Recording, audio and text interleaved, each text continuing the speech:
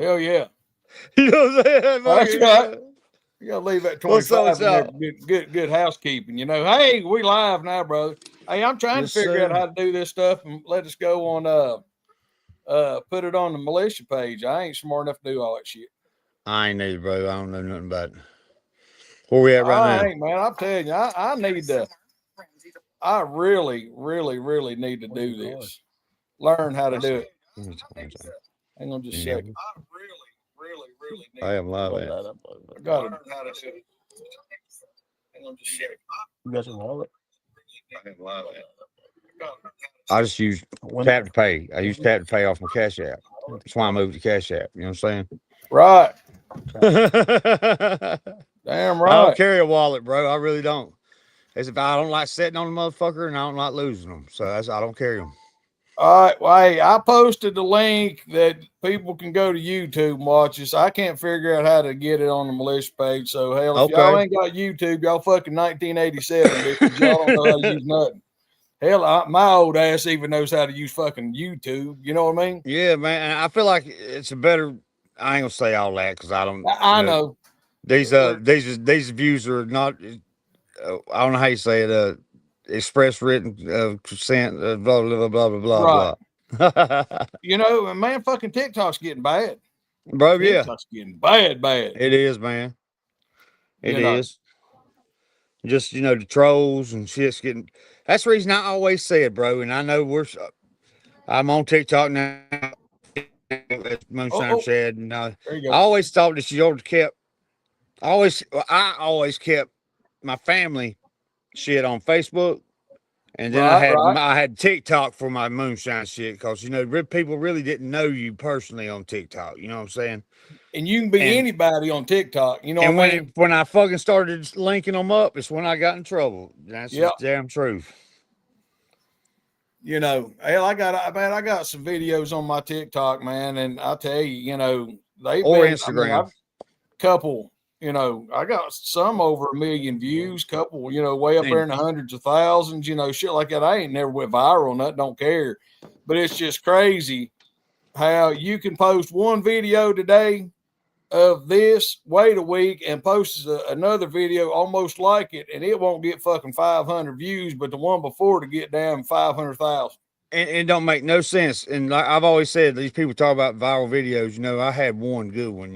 Done altogether around 7 million views. Right, But right, I posted it 2 or 3 times. It done three the first time and 2 or 3 the next. You know what I'm saying? And it kept doing it every time I posted it. right. And the last time I posted it, it done like 100,000. So I quit posting it. but But uh, but it don't make you can't plan them, bro. They can't be planned, and they have to happen. and you know what my biggest one was is I was taking my hand and I was pushing it down. You seen it, pushing it Yeah, down yeah, in that damn apple mash. Remember, I was stirring it up. And yeah. what hit the most is them cocksuckers was talking about. They said it looks like Indian food. And dude, when that fucker said Indian Well, the food, damn that cat thought it motherfucker was went this thick. nuts. Hell, the cat Hell thought yeah, it it's that thick ass cat. But it's just crazy when it said Indian food, man. I said I don't give a fuck what you call it. This one it's old boy pretty. was like, he's like, I it ain't may never be, had a cat like that. dude. I'm not a cat man because I stir my shit. I'm nosy. He I want to look in there. he said And he said that ain't Indian food. He said if that's Indian food, that boy right there stirring it's like Cherokee or something. I said I ain't no claiming none of that shit, but that's right. He said that's whole Appalachian fucking Indian food. yeah, but it just ain't never no telling what's gonna catch the crowd's eye. You know No, what I'm saying? Or what held them there for that little bit of time to get them hooked. Or right? I mean, unless you shaking asses, you can't plan a viral video. Nope. No, unless you got big old bitties and a big Yeah, old you onion ass, you now ain't you got can no count chance. on them to do 1 million. I'm serious. I mean, Yeah. Yep. damn women sitting on a gold mine anyway. That's kind of what I've always considered viral. If it does 1 million views, it's viral. Right. Well, I've got a couple on there that went over 1 million, and I Yeah, mean, I didn't consider it viral. You know what I'm saying? it was viral. Well, hey, but I It wish had all them damn people would have followed me. You know what I mean? no, bro. When I done that video the first time on TikTok, I hadn't been on TikTok maybe 6, 7 months, and it done like 1.5 the first night, and then like another million the next day, and then it climbed up to 3 before it stopped. And Right. I got 12,000 followers in one night. My fucking phone rung off the hook. I had to turn it off, bro, from the notifications. You know what I'm saying? Like, it sounded like a motorcycle vibrating. It just never stopped. Yeah, but you know, I mean, that's what I don't understand is look at, and then you know when you read the algorithm, not the algorithm, the analytics of you'll get people doing something, but man, they'll only watch like the first 2 seconds of it, and they don't really count that on some of them. Just crazy stuff. No, you had to. I think you had to watch a certain percentage of it. I don't know what. If it's 30 minutes long, that percentage will be more than if it's 10 seconds. Right. Well, I ain't gonna say nobody's name, but his initials is Damon. Anyway, me and him was playing around with it. That was back when everybody was like buying views and all that stuff. That's fake ass shit, bro. Well, right. So we just didn't know that you could do. I mean, it's like 3-4 years ago. You know what I mean?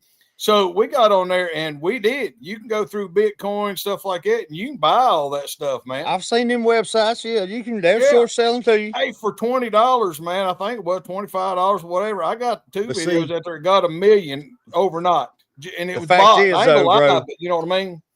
The fact is, though, on those, bro. I'll be right a minute. And you get all them followers, but you don't get no views off them fucking robots. You know what I'm saying? From then on out, you'll never see them again. No. You know what I mean? And what good are they? Just to say you got that many followers. Right. And me and him was just playing, you know what I mean? Just to see if, because there's a lot of people out there running around that says they got 5 million followers. Bro, but let me tell you this on their defense. You're treated a lot fucking different. When I had 24,000 followers before I got hacked and they stole my account, motherfuckers the next day when I was starting with 1,000, when I got added on a new account, act like they loved me yesterday, wouldn't fucking speak to me today. Right. You know what I mean? And being lives and I'll be commenting and they act like I ain't in the motherfucker. You know what I'm saying? And that's a fact. You are treated differently, but that don't make it right. You know what I'm saying? I still wouldn't buy them. I still hadn't never bought one, and I won't never promote all that shit they try to say in the back, on the bottom. Down there, I ain't that shit. Hey, if the people like it, the people like it. If they don't, fuck them. If I get 20,000 followers and get me a bunch of free shit from Beaver, you damn straight, I'll fucking do them 30-second videos all day. Yeah. I want some of them fucking tool sets and shit Brother Phil's got. You know what I mean? Look, man, I'm trying to say, goddamn, why Phil Billy getting all the good shit? What you doing?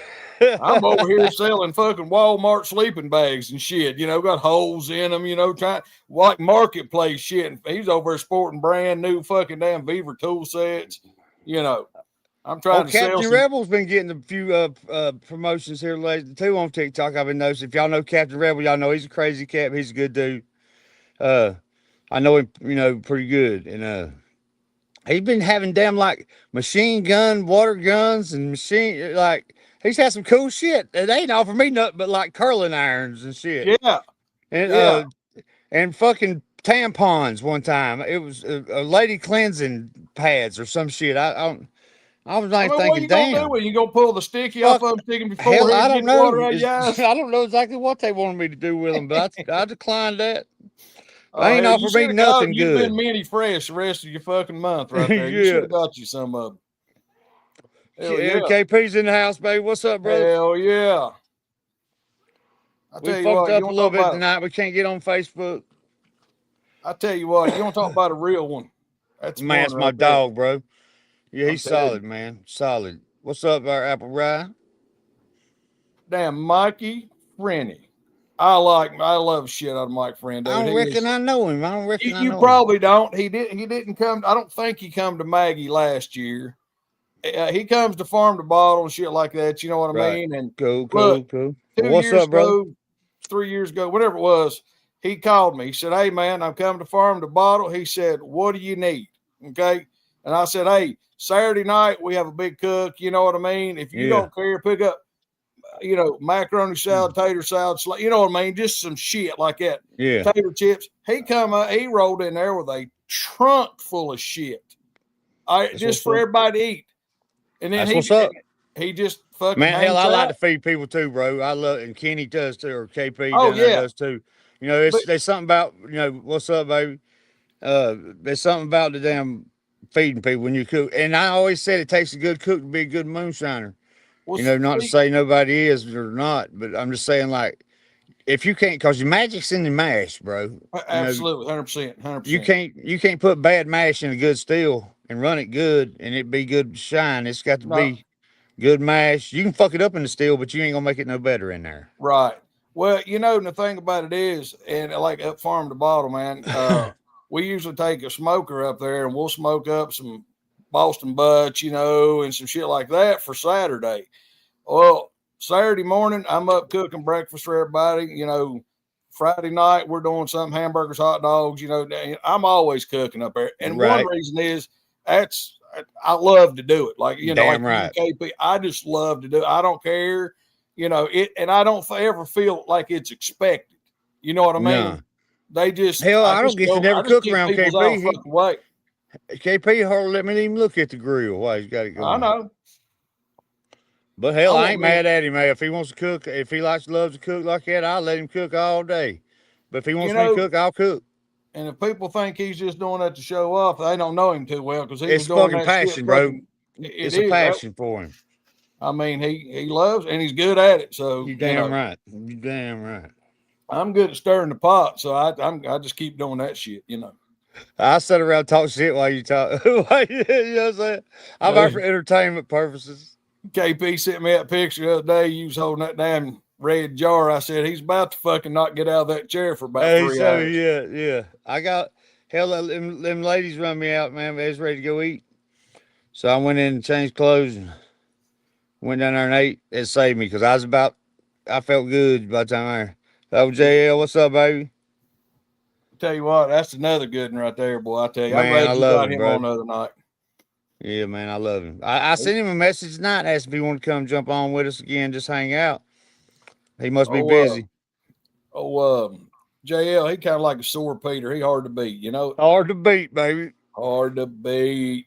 I'm gonna send. I don't think I'm gonna send Wayne. Send Wayne one, man. I ain't talked to Wayne in a while. I'm going to. I'm gonna see I if tell he you what, wants to come I'm in. gonna once I get my steel built, I'm gonna order me a damn funnel from Wayne. Yeah, Cause I need something from Wayne, and I ain't got nothing from Wayne, and that's be my next piece I need. right. I tell you, man. You know that you can be anybody can build a steel, but man, some of these guys out here build artwork. You know, Wayne's one of them for sure. Hey, Nick, right there, bro. Hey, I ain't started on it yet, but it's gonna be perfect, bro. It's exactly what I was wanting. I appreciate the hell out of it. I'm glad to know your full name because I wasn't real sure. You know what I'm saying? Oh, Nick hook you up with a Farrell? He sent me a 4-inch Farrell, bro, for my thump keg. Damn right, for free. Damn Mailed it to right. me, man. That's real love right there, showing love. This is a damn. This steel has been a community project. Morgan Stewart gave me the steel, the thump keg, and the worm. Yep. Nick done sent that in. I got Big Easy sending me some parts and wanting to rework the thumper. I mean, it's a community project, and I appreciate it, and I love the community, bro. They've took care of me. Yeah, Get me yeah. choked up. It's hard to beat, man. I'm telling you, it's hard to beat. Where freedom, dog proofs. What? I don't know what the hell that is. Anyway, damn, I asked that fucking question 6 years ago. We good? Well, I'm trying. Oh, look at JL. I thought I sent. I didn't say use the hard. hardest shiner. I said use the best shiner. Right. But if you want to cut hardest, I'll go with it. I believe you. Hey, I tell you this, man. JL's the most like get it out the mud, motherfucker, bro. That motherfucker started out with a little bit of steel, and he's built that motherfucker piece by piece, and he ain't never satisfied. Every time I talk to him, he tells me something else he's about to add to that motherfucker. Yep. Every time I talk to him, and it'll show up. It ain't like he talks about it. That shit'll show up. Yeah, he was telling me like that. He's like, "Hey, dude, this is what I'm gonna do. I'm gonna set it here. That way, I can do this, and this will fall into here and gravity feed to here. Then all I gotta do is this." And I'm like, I'm thinking, I'm with you, but he's seeing it. You know what I'm saying? If you stand there seeing it, well, he's seeing it. right. You probably could understand what he's because until I see the video, I really don't know what the fuck he's talking about neither. But I mean, I believe him. In his head, he's gonna I build believe him. You know what I'm saying? If it's in his head, he'll build it somehow. Damn right. Yeah, he will. That's my dog, bro. Known him since I started. One of my first motherfucking friends on here that when I started posting videos was JL Shine. Oh yeah. Yeah.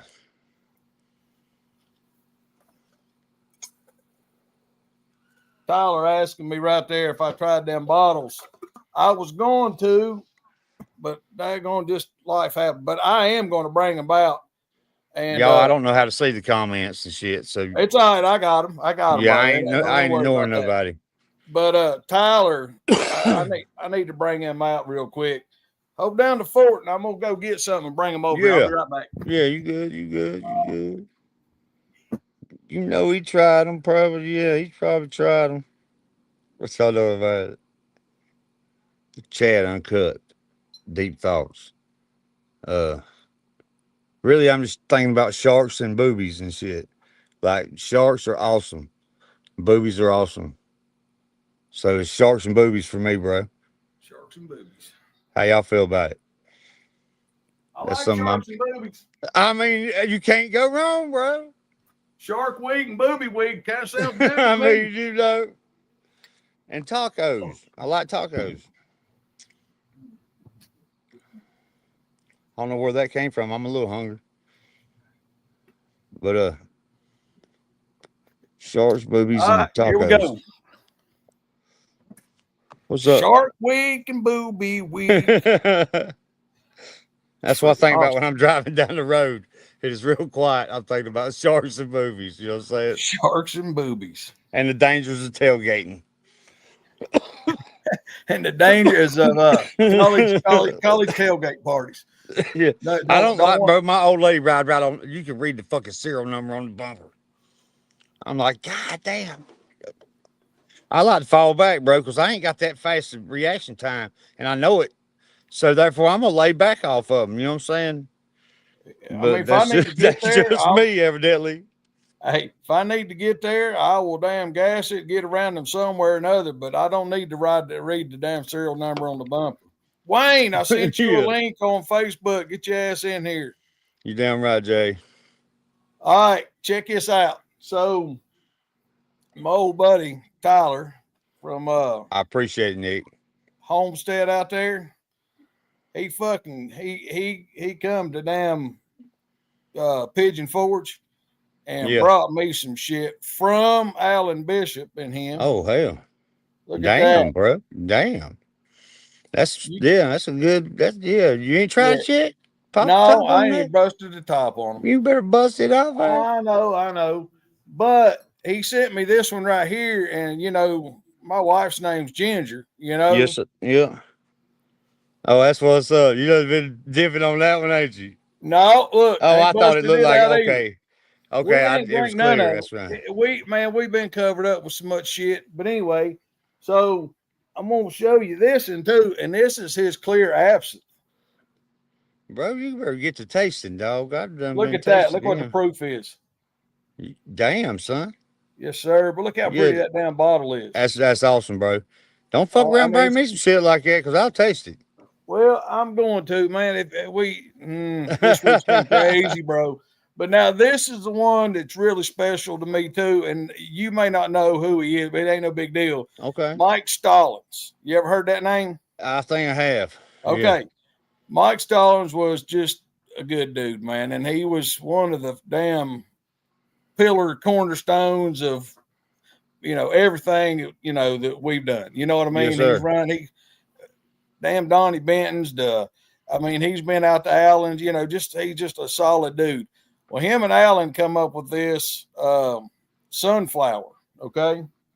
And he brought me a damn bottle of this is memory of Mike Stallings. That's what's up, bro. and it's got sunflowers in it. What's that say? Sunflower seed. I couldn't read. I couldn't quite read the label, bro. Yeah, here I couldn't see. That's Sunshine. 97, about 100 proof. What Yeah, I think it's 40 and 92, something like that. Yeah. I bet that's good as fuck. Oh yeah, it says our sunshine is the spirit distilled from a mash bill of Elise corn, sunflower seeds, oats, wheat, rye, malted, roasted sunflower seeds, and raisins and sugar. Oh hell! Yeah, it's kind of in memory of, Mike's dog. It's just one of those things. You know what I'm saying? I bet it's got a deep flavor, bro, like an earthy flavor. Oh yeah. You know what I'm saying?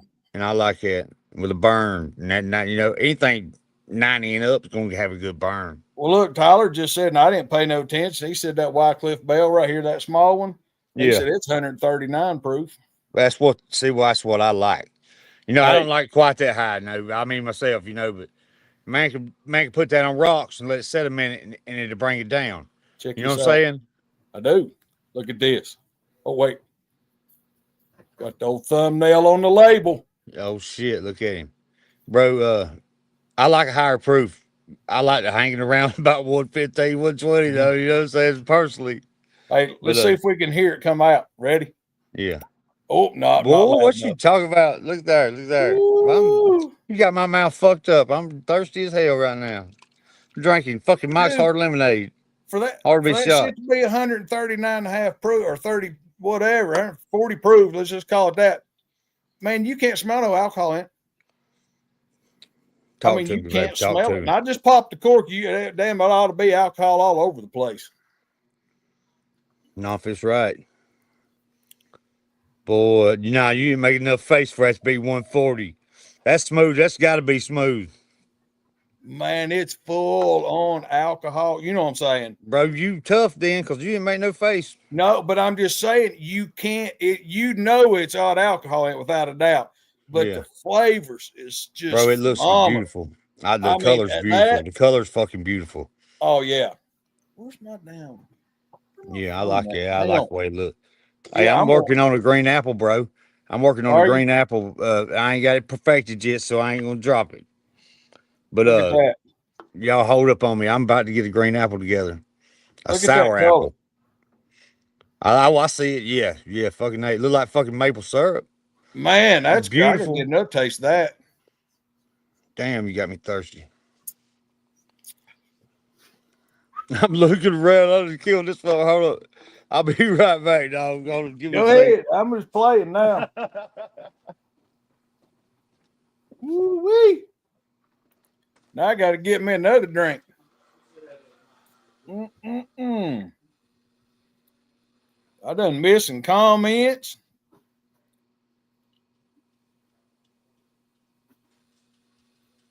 Wayne, get in here. I sent you a link. Get in here and play with me for a little while. I ain't got no friends. Yeah, I'm telling you, I'd love I don't think we could all do it at one time because I don't know if they could handle it. But, man, I'm going to tell you, I want to go out there to see Alan Bishop out there at his big distillery. And see, that place is got Where's he at? Indiana. God damn. I know, dude. Hey, but you know what's fucked up is I can go to farm to bottle in 6.5 hours. I can go to damn Allen's in 6.5 hours from here. I mean, I ain't saying I ain't want to go to Indiana. I'd like to go to Indiana. I know. That's a plan. Mother got a plan. That shit. Hey, and what I was going to say, they got a hotel motel on site. And it's just, man, look up, I'll send you a link. Look up Homestead Distilling in Indiana, man. And it's beautiful. I think you got a pond out there. You know what? We ought to get Tyler. I got dogs. Tyler, you want to get on here with us tonight? Hell, who is it? Tyler. Anybody? Yeah, throw him on here, bro. I'm peaceful. Let's see. I ain't mad at nobody right now. Hell no. Put their ass in. Send Tyler a damn link. Let's see if he'll get on with us. All right. But what's up, Chris? What's Mark Morgan saying? I tried some of Carla Pete St. Pete, some orange came off 100. That's awesome. And see now, damn Allen's out there. He damn fermenting fucking orange juice. I want, Bro, that's that orange is tough, bro. I mean, I've seen. I ain't never tried it. I'm scared of it. I mean, you know. And I'm a fruit man. I love the brandies, and I ain't Oh never tried yeah. orange. I ain't never tried orange. I ain't never tried cherry because I'm sure I'll make cough syrup. And that's why I don't do cherry either. I You ain't know no what I'm way. saying? I'm just Ain't no way. I'm with scared you. of it, bro. You know what I mean? I sent you a link, Tyler. You, all right, the baby can get on here with us. Just, he ain't old enough to cuss like the rest of us. I'm just saying, Yeah. So, oh, yeah. Oh, look. Yeah, I'm even going to throw this out there. Check it out. Oh, ain't he sweet? He makes me smile. But I'm not even gonna give him the time of any of our time tonight, other than that right there. And I ain't gonna block him or anything. John Miller, Tom Crum is fake, so So, all right, hey, real quick, but just let me finish this, Tyler. But anyway, he stirred up a bunch of shit, and he thinks he's gonna dictate some stuff, and he's not going to. So he can just keep right on posting. I just won't post on the big things anymore. So. Anyway, there's Tyler, Mr. Tyler. What is up, brother? Not much. Babysitting. Well, I guess it's not babysitting if it's your own kid, but Oh, it's still babysitting, bro. It's still babysitting. You just don't get paid for it. You know what I'm saying? Hell yeah. You supposed to still get the points. You get the points, the miles. That's right. All right, so I'll get there. And Wayne said he's gonna come in a minute. So, hey Tyler, if you want to talk any more about the Wycliffe Bell or anything else, you can. I'm going to open up this ginger, these two gingers gin right here. That Wycliffe Bell has peat smoked oats and peat smoked apples in the fermentation, and peat smoked apples in the thumper during distillation. Man, it's just. And that sounds awesome, bro. You've got to. I mean, I don't know how anybody can get it or whatever. You know what I mean? Because of, But man, I wish everybody could try it because it is that good. It is. I bet it is, bro. It sounds awesome. There's a Mark fucking Morgan, cat sneaking up on me. There's a cat sneaking up on me, man. I wasn't trying to do that. Damn, Chris Fortner's up there. I guess he's back up there at Daggone Tracy's running liquor. He runs more liquor up there than. I mean, he's supposed to. I think he's up there helping Tracy, but that's just awesome. Bro, I'm so fucking glad, bro. I don't know how it is across the rest of the country, but it's moonshine season in North Carolina, Western North Carolina's kicked off, bro, for the spring, and I'm loving that shit. It's being warm every night. I've actually got some ass working outside right now. You know what I'm saying? That's unusual for this shit early. Right. You know what I'm saying? And, you shouldn't have done that, Damon. I was just gonna let him ride.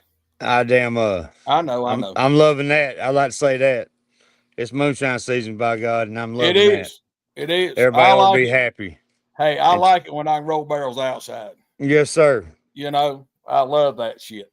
Okay, here we go. If you want to talk about this one, just don't give all the details out, Tyler. But the gin that's orange juice brandy based, so it is more citrus forward, but you can still taste the juniper and all the other botanicals very well. It's good. I'm not a gin guy. There's not a lot of people fermenting orange juice and right, bro. Gin and juice, yeah, that's the only way I know. Oh my God, man, I'm jealous, bro. I don't know. My mouth's watering.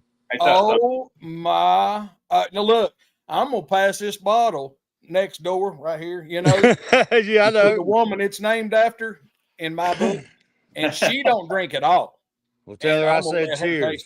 You got to taste, and hey, Tyler, I bet you'd be better on ice, wouldn't it? Yeah, or people in the tasting room, they really like it with tonic water. Okay. What's the proof on that? 92. 92. But with the gin, that's good. Yeah. Hey, that woman right there, she said that's good. That's killer. And man, it's so orange flavor forward and there. That's awesome. That Yeah, man, I love to see members of the community. Yeah, damn Skippy, I am. I love to see members of the community putting out good shit like that. You know what I'm saying? representing us well, brother, and I appreciate you. Hey, Thank you. Tyler, I got some floaties in my bottle. You may have to send me a couple more. This one's going to be bad. I don't. That they talked about maybe putting that into distribution, but I'm not sure if they're going to or not. I don't know if that's Still something- though, if it's out here, people's got that jar. More people's got that jar than you probably think, or you know. But so this more jar's than not we going to be think, in production. and by God, people know, and I like it. These what jars now? won't go into production. Well, I don't know that they're going to go into distribution. They talked about it, but it may be tasting room only. We just Top shelf finished shit. distilling, 1,250 gallons of the orange juice brandy. So, Oh, I've been watching. Yeah, that's all I've been running for the past week and a half. Well, since I got back from down there. right. This what's one's up, going to be bro. hard to open. What is That's it? something. It's Let's just gonna be label. hard Show for us that me. label again. Yeah, label. It's that sunshine. It's just Okay. it's Okay. just going to be hard for me to open it. But I hear you. I mean, if you you don't know want to why, open it, you ain't Tyler, got to open it, bro. You know. But The flavor and of I'll the tell you, sunflower seeds like is good old incredible. JB Raider said, damn it, Tom, I made it to drink. He said, after you get through with it, fill the son of a bitch full of water, and nobody will know the difference. Just put it on the shelf, you know. But man, it's so hard when you want it so bad because of, you know, it's okay. But I'm going to open it. Just, you know.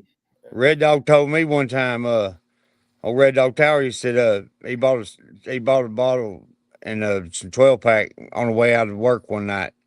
And I said, can I get one of them beers? He said, God damn it, boy, I didn't buy them some bitches to retire with. We're going to drink them.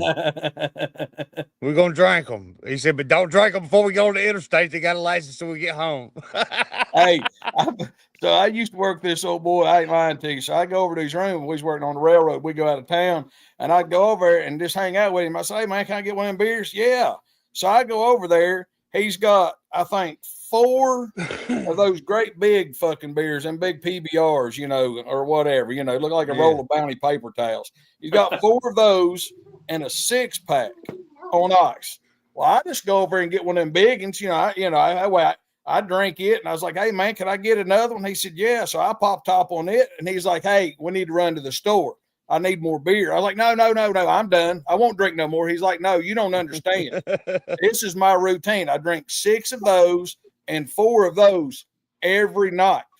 And it was a pattern for him. And he said, I'll let you drink them all, but before I go to bed, I'm going to restock because I have to drink them before I go to bed. It's crazy. Just crazy. I hear you. Hey, drinkers, bro. I mean, because, you know, drinking alcohol is one of the only, you know, things you can die from the withdrawal of. You know, you can die from the withdrawal of alcohol. And that's the reason if you got bad off, they'll give you alcohol in the hospital. You know what I'm saying, to keep you alive. But alcohol and Xanax is about the only things that you can die from. Yeah. They ain't many of them, are they? Yeah. But I've always said, I do what I do, but I expect people to be responsible. You know, you can only hope. Okay. Ginger said on the sunshine, it's just got a nutty flavor that she just doesn't like. But that, but it's sweet. Hey, everything ain't for everybody, coming into bro. it, it's made with sunflowers. You know what I mean? So I'm just saying. Everything ain't for everybody. That's right. That's why we make different flavors. You know. Yes, sir. It's got a good taste. I mean, like a good sweet. You read the mash bill off. I know it's gonna be earthy, bro. It had oats and The raisins sunflower and is incredible. yeah. It's the flavor that carries over with them. It's amazing. I like a sharp taste. If it's sharp tasting, I like it. What is that comes through on the back end of it? That's crazy. Them That's raisins, bro. the malted roasted sunflowers. Oh, Maybe shit. it is. That's just got a. God damn, that's made me smile. Just hear to just say. Oh it, man, say I'm it. loving this, dude. This the is roasted. just crazy. You know what do you call it? What do you call it, brother? Roasted what? Malted roasted sunflowers. Did you hear that? That makes me smile when I hear it. That's labor intensive mash right there. You damn sir, yes sir. Boy. Oh wait, one more time, just because it makes me smile. So old hillbilly outcast John Cocksucking I'm a Thief Miller said, mute me, but my Blount County boys ain't going to take it like you crossed the line. I don't care what you say about me. It's the fact that I have it on video of what you said. We coming. It's 1202 Thompson Bridge Road, Maryville, Tennessee, 37801. You got my address now? 1202 Thompson, the brick house on the hill. Come see me. I mean, I don't know. I've given it to him 1,000 times. Yeah, I really ain't want to hear it, bro. No, I'm done. That's the last time I'm going to even mention it. Okay, I appreciate it. But anyway, I love you, but I love is everybody, phenomenal. man. Let's be peaceful. What name? Man, Tyler, man, we appreciate you doing what you do. We Really? appreciate you.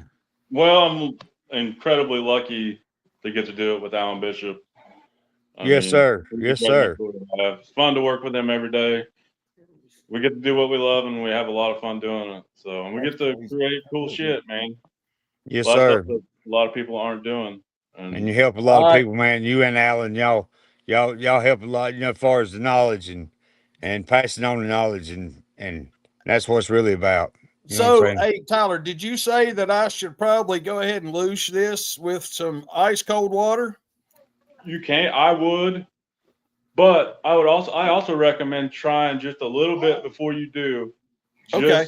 I think the mouthfeel on its own, Right. is pretty incredible. But once you loose it, it's even creamier. And I don't know if I'm going to get up to loose it while I'm doing all this, but I'll walk later, that's for sure.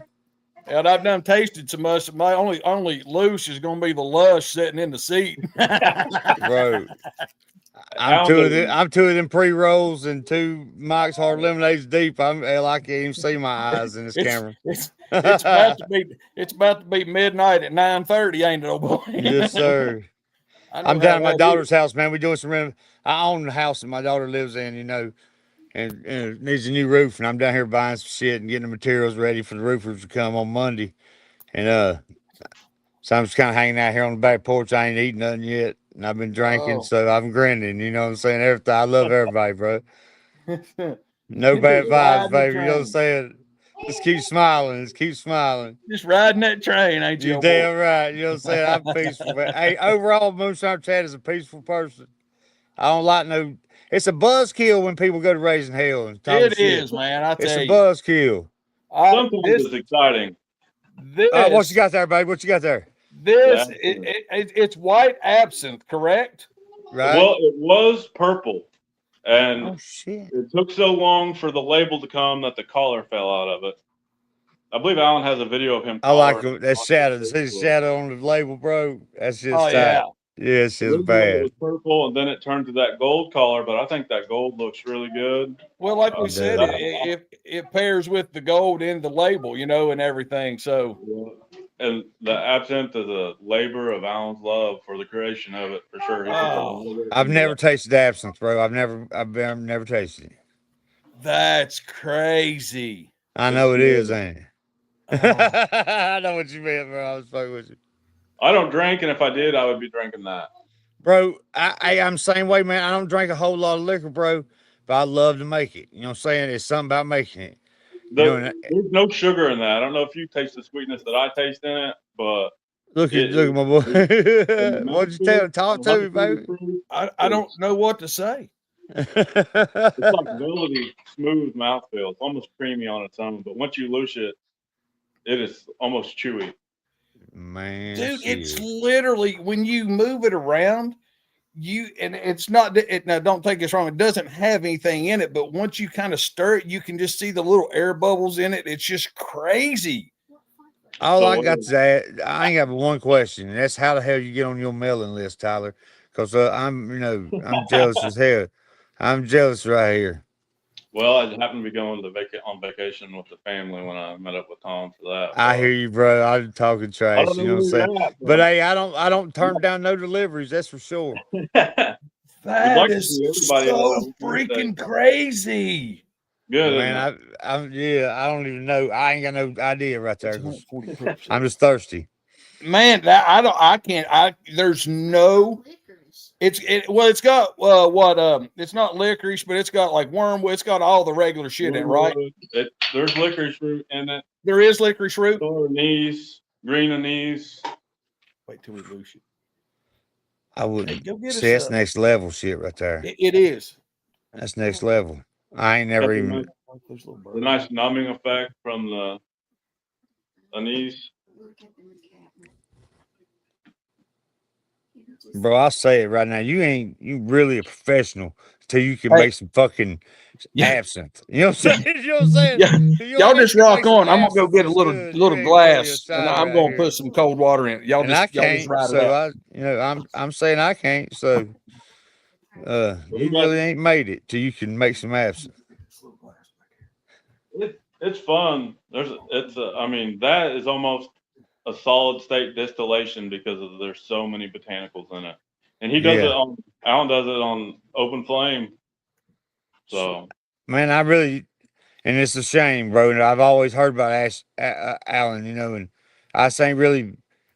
I've been busy, doing my own thing, and ain't really paid that much attention to him, bro. And I need to start. And yeah, and he's a I good think man. I ain't used to lie and act like I've been, watching him my whole life, because I ain't about lying, but yeah, I need to start paying more attention to it, because He's a everybody great I've distiller. spoke to or speaks about him talks about him highly. Yeah, he's a great guy too. He's always willing to help anybody that has questions. That's what I've heard, brother. Y'all come out to Old Homestead and see us someday. We're gonna do classes too. Like there'll be all levels of classes, and Yeah. there's a hotel attached. There's a campground down the road because it's right by a lake. There's a winery, a brewery, and our distillery, all within walking distance. How they get in touch with you, man? How they get in touch with you? Tyler Richardson on Facebook is me. Alan Bishop's on Facebook. Follow Old Homestead Distilling Company on Facebook, Instagram. There you go. I believe it's at oldhomesteaddc.com is the website.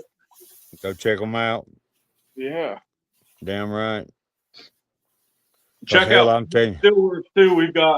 We use a lot of his stuff. We've got a worm from Wayne that we run on our 250-gallon double thumper system. We've got funnel from Wayne. We got a new liquor chicken on our double thumper system coming off the worm from Wayne. Man, I love Wayne, bro. I always say it's copper steel code for me till I die. But if anybody builds a steel for me other than Adam, it'll be Wayne. And I'm gonna have something from Wayne soon. I'm gonna change the fact that I ain't got nothing from Wayne.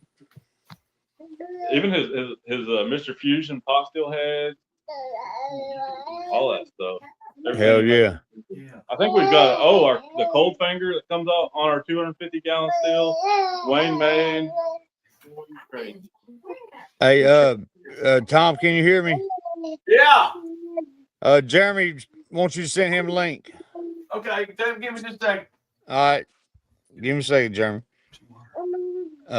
Jeremy Stewart, man, he's got a new jar out, man. The podcast punch. He won't come let everybody know about it, man. It's supposed to be good, man. I'm waiting on that first delivery on it right there, because they shipped it out. That's what the video said. I'm waiting on it. Hell yeah.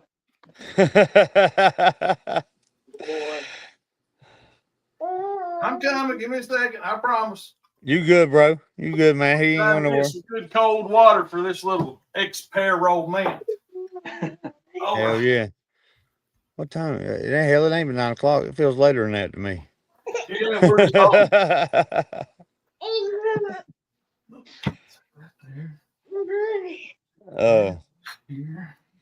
Alan and I have man. a podcast also. It's on Spotify, Apple, all kinds of. I think it's everywhere you can find a podcast. It's called Sacred and Profane. When is it? I mean, what? He usually drops the episodes on Sunday. I don't know how many we've got. He had a couple before I started going on there with him. We might have 6 episodes together now, I think. Right on, bro. Right on. Yeah, hell, I'm gonna check that out. So everybody needs to check that out. There's some informational stuff, some opinion stuff, some bullshit and stuff. One of them was talking about the whiskey I did this year. Yes, sir. Okay, here we go. What's up? I'm gonna lose your stuff, man, with this ice cold water. Well, you look like Jesus right now, don't you? Hey, We start calling you Jesus.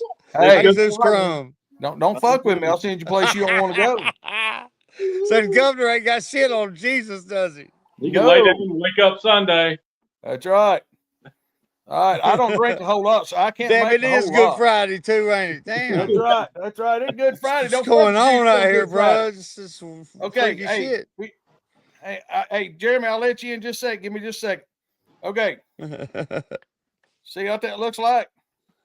All right. Check this out. I'm gonna pour this ice cold. Well, watch me fuck up. Oh, okay. Yeah, I want to watch that. Yeah, I want to see Watch it. me I want to splash see it. this shit on my fucking computer. I'll be a mad motherfucker. Hang Well, on. be careful then. Be careful I then. am. Stand I'm gonna up. put this T-shirt. I'm gonna put Phil Billy's T-shirt across my keyboard. I mean, you know, every good rag Well, if works. I pour it on my damn keyboard, it'd fry everything. Oh, okay. Okay, damn y'all ready? dog's I got it barking. covered up best I can. Can everybody see that? Yeah, go ahead. Go ahead. Here we go. How much do you pour in, Tyler? Just until it'll turn white. Yeah. Did y'all see that?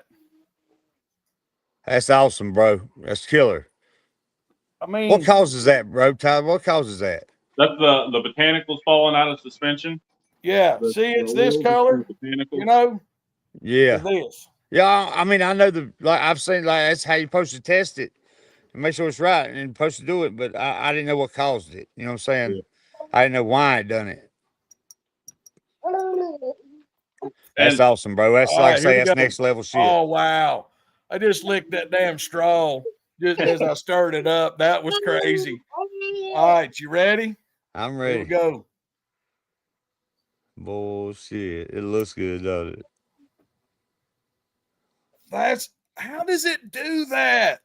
It changed your voice, dog. It changed your voice. Man, I tell you what, motherfuckers, that's some really good shit.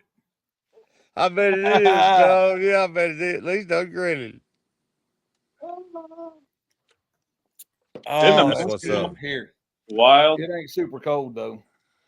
That's freak. That's I just That's can't cool. even. That's cool, bro. I can't even explain that. I just can't explain. And I can't explain how look, proud look. it makes me. And how She's proud like, it makes "Oh my me to have that God." kind of talent in the community, bro. To have that kind Like I of talent in said, the community. Alan is an Shit. artist. Like I said, I'm- we don't drink just like you, Tyler. You know what I mean? We're just not big, heavy drinkers, you know. But when you get something that's, I mean, we all know what corn liquor tastes like. We all know what apple pie, you know what I mean? That's, but then you get stuff that's 100% handcrafted. You know what I mean? With Right. completely outside the box. Yeah, man. And then all of a sudden you try something you've been fucking mouth watering, wanting it forever. I mean, you know, ever since they outlawed absinthe forever ago, yeah. you know, I ain't never tried it. I'm gonna try it. Yeah, I'm gonna try it. I ain't you never tried know, it. It's definitely dessert like. It's meant to be a drink as a dessert because it's a digestee, so it helps Hey. you digest your food. And There the you worm go. food. That's killer to she's know. hey, look, she still got that damn jar to her lips. Hey, y'all keep that shit up. One of us is gonna get lucky tonight. She might be asleep, but I'm just saying, hey, you know, it's a good thing we don't have to worry about what you're carrying around, Tyler. No. That's Between- awesome, bro. Between what I got done, what she's got done, we can just poke fun at each other. Ain't no more serious stuff. You know what I mean? That's right. That's crazy. That's the best times, bro. That's the best times when you're living Dude, just not thinking about nothing bad. You know what I'm saying? Look at that. Ain't shit wrong. That is freaking amazing. Go ahead. Man, Man, Chad, I'm mad as I don't hell. know how I'm to mad as explain it. hell. Like he said, and if it was if the liquor was colder, because I'm a cold guy, you know, and I like my liquor Yeah. a little chilled. If the liquor was chilled down just a little bit, don't have to be Yeah. refrigerated, just chill it, and then put super cold water on it like that. Yeah. I can't explain it, man. I I wish feel you, I bro. had. I wish I had know more I can't- knowledge. My mouth can't And- get around it neither, but Right, I wish I had the verbiage, the knowledge of trying to explain what I'm feel you. I feel you. I feeling. feel You know what I mean? It's just, Yeah. you know, Yeah. It's just unbelievably good. What's going on with the mouthfeel and the sweetness and the numbing of the anise and the anisole? Yeah, where did It's Jeremy wild. go? Go ahead. Hey, I Keep don't know talking. where. Hell, hold on. I gotta put this. I gotta feed Hey, this. yeah, I baby know, and bro. put it Yeah, in. man, we appreciate the hell out of you coming talking to us. Thank you. You welcome Appreciate here it. anytime, brother. You Appreciate welcome Tyler, thank you anywhere so I'm much at. for just sticking over here, man, with us just for a minute to help me explain all that. I needed the help. Yeah. Glad you liked it Hell all. yeah. Everybody come see us. Be Hey, glad we're to- gonna try our damnedest, man, and at least follow him online. Y'all heard him; he hollered everything out. Hey, did you try any of that I sent back with you? Just a taste of any of it? Yeah, it's good. All of it. Did you try that buckwheat? You ain't got to lie to him. No, we just Nah, lied. I'm playing, man. I'm playing, bro. I liked it all. I just wanted to know. I've been dying to hear how Alan was going I'm to, out cigarettes. see what he thought because Good. that buckwheat's such an odd Sleeping. combination, and it was just That ain't something I gonna work. wanted to try. I'll never be able to recreate it. So, He said he's gonna sit down one day and go through it all. Give it some Okay. time. Okay. And yeah, like Jason and them said, can't you do sugar cubes? Yep. Or is it not recommended with this one? It's whatever you like to do. Whatever you Yeah, like just to put a could- little more sweetness on it. do. Yeah. I Right. recommend So you can people put a touch try of it sugar all cube. ways. Yeah, I recommend people try it before lution it, and with sugar. Find out how you like it and drink it that way. Okay. There you go. There you go. Yeah. And don't they light it sometimes, Tyler? No. Like they put it on a spoon and then pour the alcohol over it, then light it somehow. sometimes- Yeah, that's kind of like it's like a Is it show. just a bar trick? Yeah, pretty much. Okay. I'm just asking, because I don't know anything about apps. I don't know. I really just don't know. So that would also caramelize that sugar cube a little bit and give it a little bit probably of a toasted, roasted flavor, maybe marshmallow. Well, But- everything that I've seen when they do that kind of stuff, it's literally just for, and I personally think they pour the alcohol on it, set it on fire, and enough to heat it up to kind of help break the sugar up before you don't, so you don't have to beat it in the jar, in the glass, it kind of helps break that sugar cube up just a little bit. Yep. I don't know. George Jeremy in the house. I'll tell you. Hey, all right, Tyler, I appreciate you. Tyler, man, I appreciate you too, brother. Love you, man. y'all. Have a good night. Happy Easter, everyone. Hey, how's Yes, it going, sir. brother? Yes, sir. You too, man. See you, How's Tyler. it going, man? Call Happy me if you Easter. need anything, brother. All What's right. up, Jeremy? What's going on? What's going Hustle on, Highway's gentlemen? finest, bro. He ain't got no sleeves. He ain't got no worries in the world. Hey, who is this? Who Hey. is this Clinton House 1088? I've seen him on some other stuff. I can't remember what his name is, but anyway, Who? this Clinton something or another 1088. I I, don't know, can't bro. remember who he is. It don't Man, matter. I'm terrible with names, bro. Like I know. I know people by face, and sometimes I know people by name, and it Right. ain't never usually the same ones. You know what I'm Hey saying? Chad, I Like, would here. Hey Chad, I'm giving you a drink of that one. Hey, so Hey, yeah, bro, I like Tom. that. Tom, I'd love to try that. tell me about what you got there. Is that some absinthe? It is. Yeah, It's yeah, white man. absinthe, bro. Hang on, let me Sweet. find my jar. That come from Adam Come and from Alan Tyler, Bishop. bro, or Alan, not Okay. Adam. Okay, Look at very the, cool. look at the proof. Tear Oh, your hell head off. yeah. It's Yeah, set there to you tear go. your head off. Now, Hey, that's why Edgar Allan Poe liked it. absolutely. Well, and also the psychedelic wormwoods, all that stuff, But so I Tom been tried acting it crazy straight. ever since he tasted it. Oh yeah, I ain't talked this much in 3 months. But anyway, Yeah, so so- you and oh G yeah, over yeah, there yeah, getting yeah. right. Still in the clear. Yeah. Never mind. So anyway, this right here, I tried it when it was straight out of here. Okay, Right. and it's 140 proof, and it's Right. Ginger don't drink, that. You're right. Dude, I give it to her. She was like it's that good. Okay. He just got it back. Then- He just now got it back. Yeah, and so then I put the water in, loose it like you're supposed to, Yeah. and so that's pretty good. I mean, that it just literally calmed everything down. Look You know the how, color like, change. You know how we all know, like when you get in your tails, you know, it's still got a lot of really intense, good, like corn flavor, whatever you're running, right? Yeah. Okay. Same thing with this. It's the botanicals. And when you add that water to it, it just releases them out of suspension. Jeez. Looks a color change on that, man. That looks like 2% milk. Hey, I ain't gonna lie to you, boys. I got the damn liquor sweats already on the back of my legs. It's good shit. Liquor sweats. Here, Mama, get you some more. We ain't got to do nothing tomorrow. How's the governor doing tonight?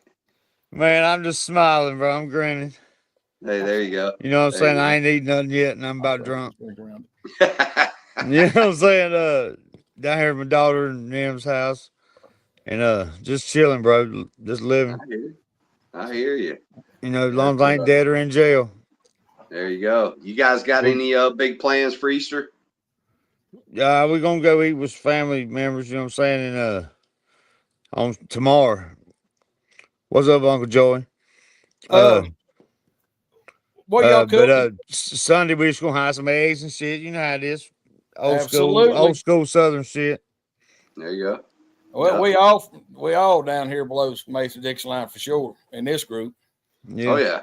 Oh yeah. I'm gonna drive down to Auburn and go to church and lunch with my daughter because she can't come home this weekend. So that's cool. Well, go down there and see her. Well, tell us about that jar y'all got. Somebody told me y'all had a jar coming out. Don't die over there on it, man. Not today. Actually, kind of cool. Bringing out it's for sale online right now, and then the distributors are going to be putting it on the shelves here pretty soon. It's basically, you know, if you think back, you know, nostalgia purposes, you know, back when you were in high school, out in the fields, all that kind of stuff, or at parties, you know, folks mixing up that hunch punch. That's we call it basically PJ here. We call it PJ here. Exactly. Yeah. Charlotte area, all that. Yeah, we called it PJ. You know, a lot of the other folks, you know, throughout the area called it a hunch punch. So basically, it's a 100 proof though, but it tastes just like that punch, man. I hear you. That's awesome. Party punch. And, damn right. But yeah, and it you know, Hoochie Hooch and Jennifer Wyatt, Joe Lawhorn, they've been really great partners with us to work with. And everything. Love them, love their ideas. They're really wanting to grow. They're really wanting to kind of get things going and hold on to that original moonshine idea, but open it up to, you know, all the things that people want. So yeah, it's fun. And then I know that we've got a couple other things we've been talking about. You know, Shonda's got some ideas for some of her own liquor that she's been making. Obviously, I'm still looking for you know, that person that wants to go ahead and throw my dragon's blood on the shelf out there. Damn right. Hey, I've tried that. I've drunk some dragon blood, you know, over the friend's house, and I liked it. It was fire. Well, and actually, to be honest with you, man, that aged apple brandy that you got that jar of, that's another one I wouldn't mind somebody picking up because that's a pretty tasty drink too. Bro. And it's got the punch. You know, I like them a little stronger than most. You know what I'm saying? And and that's something to curl your toes if you ain't careful. Yeah, well, yeah, that's about 110 proof. Yeah, and apple man. Apple makes a lot of alcohol. I cut my teeth on apples, bro. You know what I'm saying? Like I've chopped more apples than most motherfuckers, and I'll tell you that. Yeah, but, I usually put it into age. On that one, I'll put it into age at about 125, and by the time it comes out, it's about 110. But it drinks pretty good. Yeah, but they mess hot like strawberries, bro. You know, people say strawberries get hot. Apples makes a lot of alcohol, and if you don't act right, it'll get hot on you, bro. Oh yeah, definitely. Yeah, it. So yeah, you guys, Tom. what you been getting into, man? I haven't talked to you in a minute.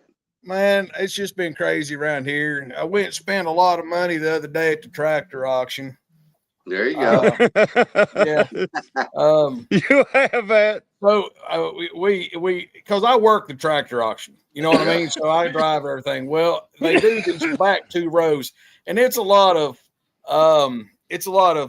not quality stuff, you know what I mean? Just some rust, you know, like anyway. So I was back there and waiting on, you know, get paid so we can all leave. And it come a damn duck drowner. I mean, a frog strangler. It was raining. Damn raindrops that big around, like getting hit in the face with 5 guys. Man, grown men scattered. I mean, it looked like cockroaches when you down, you know. So we was all hiding under everything. Well, I seen this old bush hog laying there. And I said, damn, Oh, yeah. how much that bush hog will sell for? When they started the damn auction back up, it was like 6 people. And they was like, they cut down 300 on down, rocket. And then they said, what would you give me for it, Tom? I said, I give you $25 for it. And I bought a damn 5-foot bush hog for $25. It's more than that to scrap it, ain't it? And that's what and it come with a damn PTO shaft, everything. And that's what I told somebody. I said, man, I could literally sell the PTO shaft for $25 as easy as I could, you know? Yeah. You know, when you twist one, it'll cut a groove, you know, in some of them, you know, where the blades hit, you know. Yeah. It had two little places on about 6 or 8 inches long. Set it over, got the old MIG welder out, just welded her down good and tight. Yeah, bro. A lot of people don't know, man. The only thing I ain't done for a living is preach on TV and suck dick. And I've run a 15-foot bush hog on the side of the road. And I know exactly what you mean about them. Well, you know what I'm saying? You got to have them. They got to be set up right, and they got to be decent, or it won't cut level. I'm still throwing back on. So, are you saying that you're going to start preaching? No, neither one of them's in my future. You That's know, what you I'm got telling 2 you. options there, brother. You know what I mean? Hey, I mean, now, as we all know, I mean, there's somebody else out there that talks about doing that, but I mean, right? We won't go there. No. Hey, did you see this question right here? Planning on a blueberry oatmeal mash. Besides watching out for the foamy head, any advice? I don't know. Besides watching out, you should be okay, but I mean, are you going to use oatmeal or are you going to use oats? You know, that's the next thing. I mean, when are you planning on the foam? I mean, oatmeal, oats, and damn blueberries won't foam nothing like anything else. I mean, I'd still leave you 6 or 8 inches with headroom. Well, the nice thing about oats is because they got a little bit of that oil in them. It helps break that tension up so they don't foam up as bad. That's right. I love oats, man. That's one of my things. Man, you can't beat oats, bro. Anything you've got as far as brandies. Man, brandies, if you throw some oats on that shit, it's just added alcohol and added flavor. Yeah, I agree. Actually, I like to throw oats at rum too, man. I mean, yeah, it helps add just think a about little bit an oat of and raisin rum. Be fire, bro. You remember when I did that whole big pineapple run, you know, that I was trying to work so hard on? It tasted like fucking battery acid. And pineapples are tough, bro. I did the pineapple rye, but it came off fire. So, but that's what I was going to say. So I literally, like we said, I crushed some oats. You know what I mean? And I threw oats in top of that damn pineapple rum mash. Helped the fuck out of it, didn't it? And I mean, it worked off everything else, but it's kind of like cherry. When you get to the end, you're either going to have something pretty good or you're going to have something that tastes like cough medicine. I guarantee you which one I got because it's still in a damn bucket out there. So, run it back, bro. Run it back. Throw it. Hey, make a sugar wash and throw it in there with it and see what happens. Well, what I'm going to do is I've got a bunch of stuff like that I need to rerun. And when I get everything else back from Wayne, I'm going to set it up in that sub pot and I'm going to run it through that thing. You know, hey, talking about run backs, bro. I'll tell y'all the best tip I ever got, you know, from Moonshine Shula. You know what I'm saying? You feel about how you want to. Everybody, you know, got their own opinion. But the man knows he's book smart. You know what I'm saying? And, right. Damn, Jeremy dipped out. He must not feel that way about it. No, he probably did. I do. Shua knows his stuff. But best tip he ever gave me was save the fucking juice that's in your thump keg, the leftover juice in your thump keg, and put it in with your tails run. There's a lot of alcohol left in that thump keg. This is off topic or nothing else. I don't know how I thought about this, but save the juices in your thump kegs left over and put it in your tails run. And bro, the first time I did it, I had a run come off at about 165 on a tails run.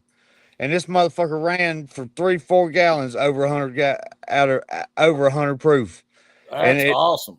But it was just no flavor. You know what I'm saying? Like, Right. Oh, you'd yeah. have to mix it with something. Just high proof. But it's fucking alcohol. You could pour it in another mash and flavor it, you know what I'm saying, and get it back like that. I'm just saying that was the best tip I've ever got from Moonshine Shula was save the fucking leftover thump keg juice. Oh, there's a lot of things, man. There's a lot of alcohol left in that. There's a lot of things I think people should keep left over. I mean, because it's a free run. And anything that's been fermented that's developed alcohol in any way is worth keeping for something. Right. Because in some way you can run it back and get you more out of the next run. Yeah, just add, you charge your thump keg or thump jars with it. Yeah, or even pour it in your mash straight up. Yeah, your back set leftover, you know, your dunder from doing a run, any of that stuff. At some point, it can be mixed with something else and run back and produce some tasty stuff. You're damn right. And when he said it, bro, I was thinking about pouring out jar after jar of fucking thump kegs, and I could smell alcohol on it.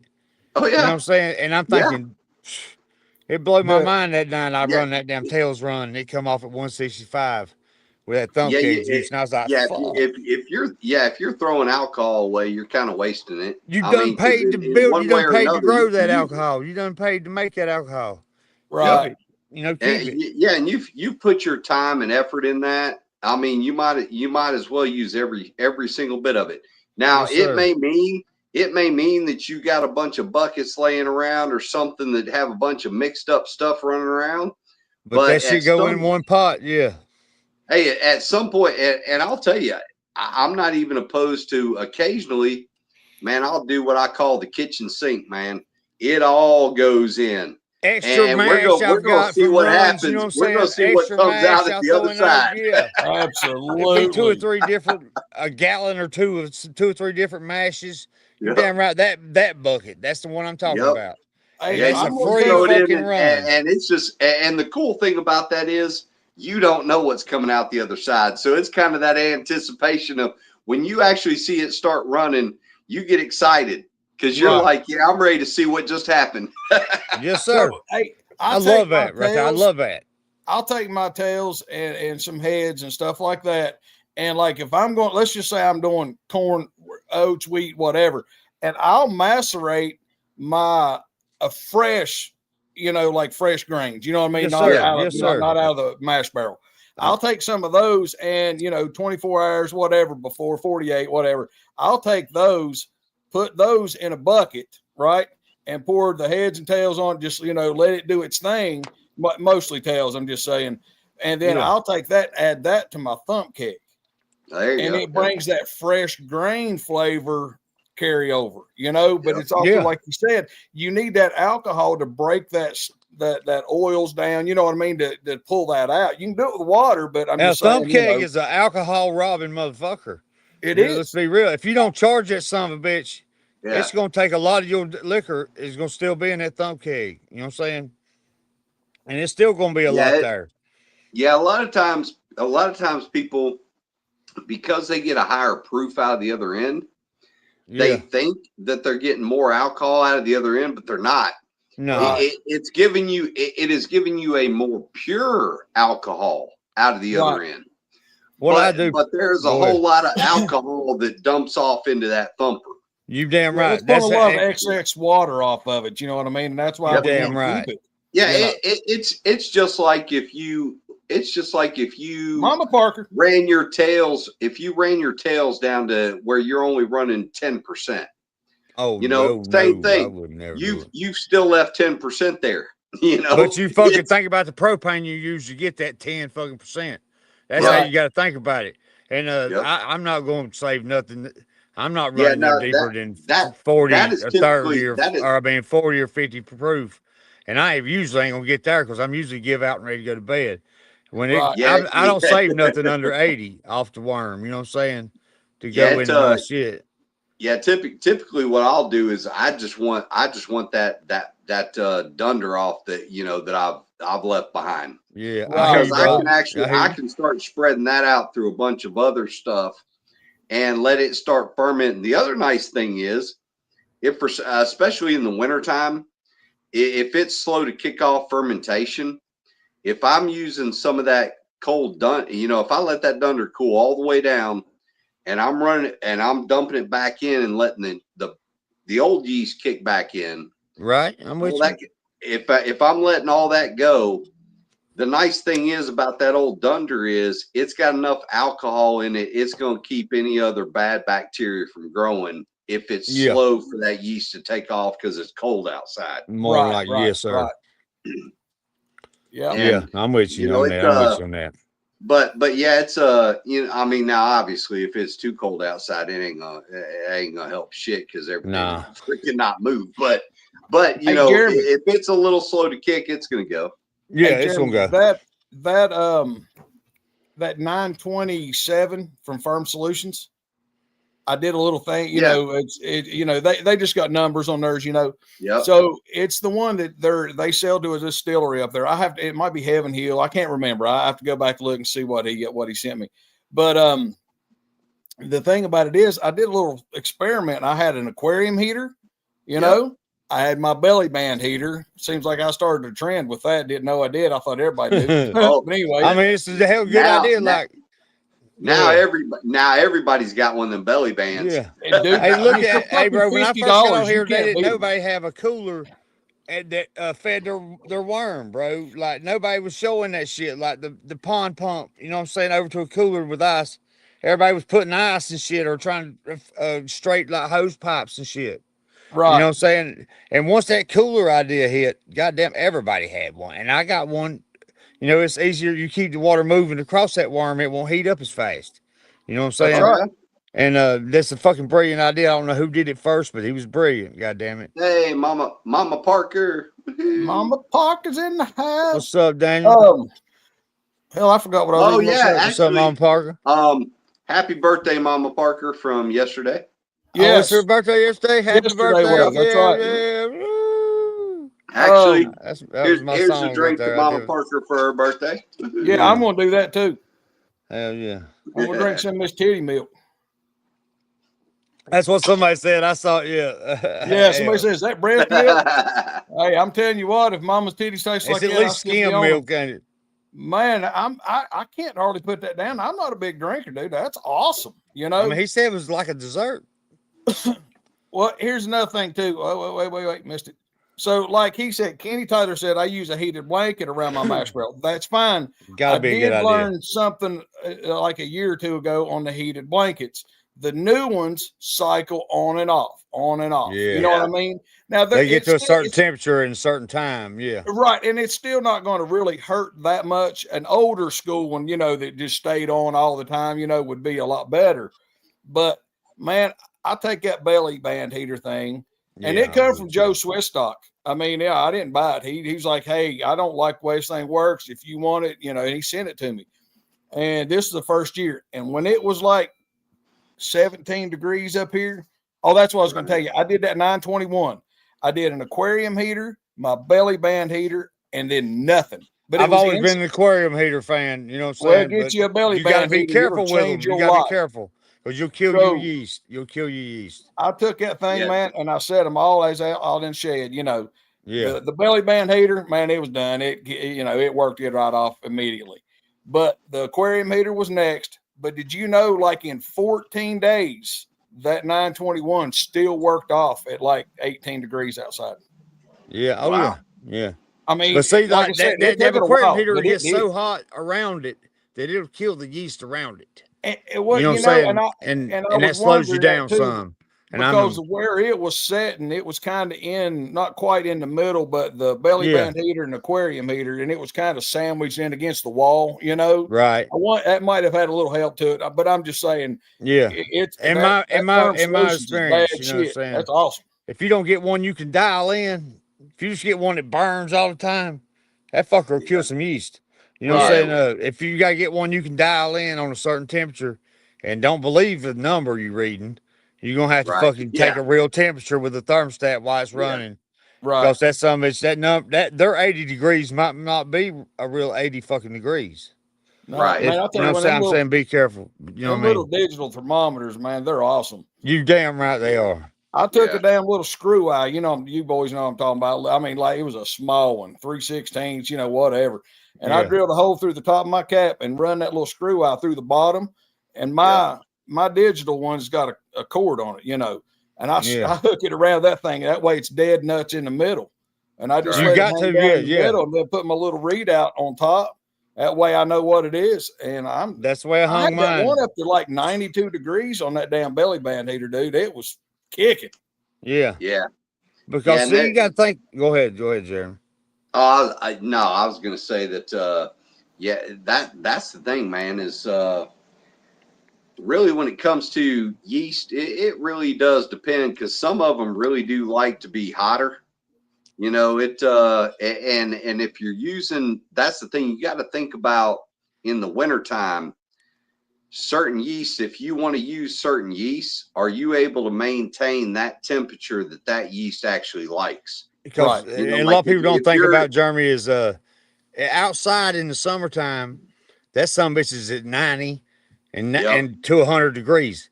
Inside in the wintertime, your house ain't no fucking 100 degrees. You know what I'm saying? It's sitting around 75. Yeah. So even inside in the wintertime, you're going to work slow. You know what I'm saying? So people don't think about that. Yeah. And one of the things, though, that I've realized is also depending on the yeast you're working with, working slower might turn out better for you.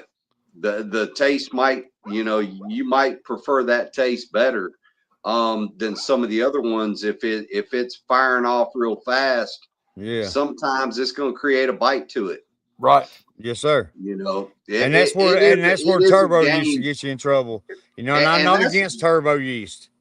I'm I like to use it as a nutrient. I'm not against it either. I think you just have to use it for certain things. You got to be careful with it. But that's why I mean that shit working that fast is going to make some weird tastes and smells. Well, and you can actually get EC 1118 to work off real fast. I use D47, bro. It'll tolerate a lot of heat. But I use D47. But the problem is you may not want the product that it's going to create at that high heat and how fast. 1118 makes a good wine, though, bro. A brandy, you can't beat it. That's why it does great. Actually, I think I ain't mad at it. If it's the only yeast you can get a handle on, it's the best yeast you got for all around stuff. But you just have to make sure because it will tolerate a lot of different temperature levels. You just got to make sure that if you're letting it get up, I mean, down here in Georgia, sometimes, you know, if you got barrels sitting outside, they can get up, 100, 105 degrees. It won't kill it. It will keep going. Yes, sir. But you may not like the product that it creates after it's because it tolerates a higher ABV. And it's a wine yeast. It's gonna create a real hot fireball liquor if it's a real high temp and it's eating real fast. But at the same time, if it's eating at a steady rate and it's a good temperature outside and things are going good and you call it good, it actually can create a real good product with a lot of things. But that's where kind of learning what yeast performs better in what conditions and what your personal taste is. I love 1118 or 11 whatever, but I'm more of a D47. I feel like I get more flavor. That's what I was told, and that's what kind of makes You know, And the and it's funny- a good wine yeast. You know what I'm saying for The funny brandies. thing is, you know, even though it works really good, you know, Fleshman bread yeast works great. Absolutely. I cut my teeth on it, brother. but I will say you can actually taste it in the liquor. Yep. You know, so Yeah. it, you know, it like you said, it depends on your taste. You know, I mean, Yeah. some people may want to taste that, other people won't. Actually, I've got a buddy of mine. The funny thing about him is he will not drink a whiskey that was made with wheat. He does not like that flavor, you know, and so it, you know, but I Hey. guess it's all about your what you like, you know. Hey. Real quick, hey Jeremy, you remember Mike Stallings? Yeah. That's this.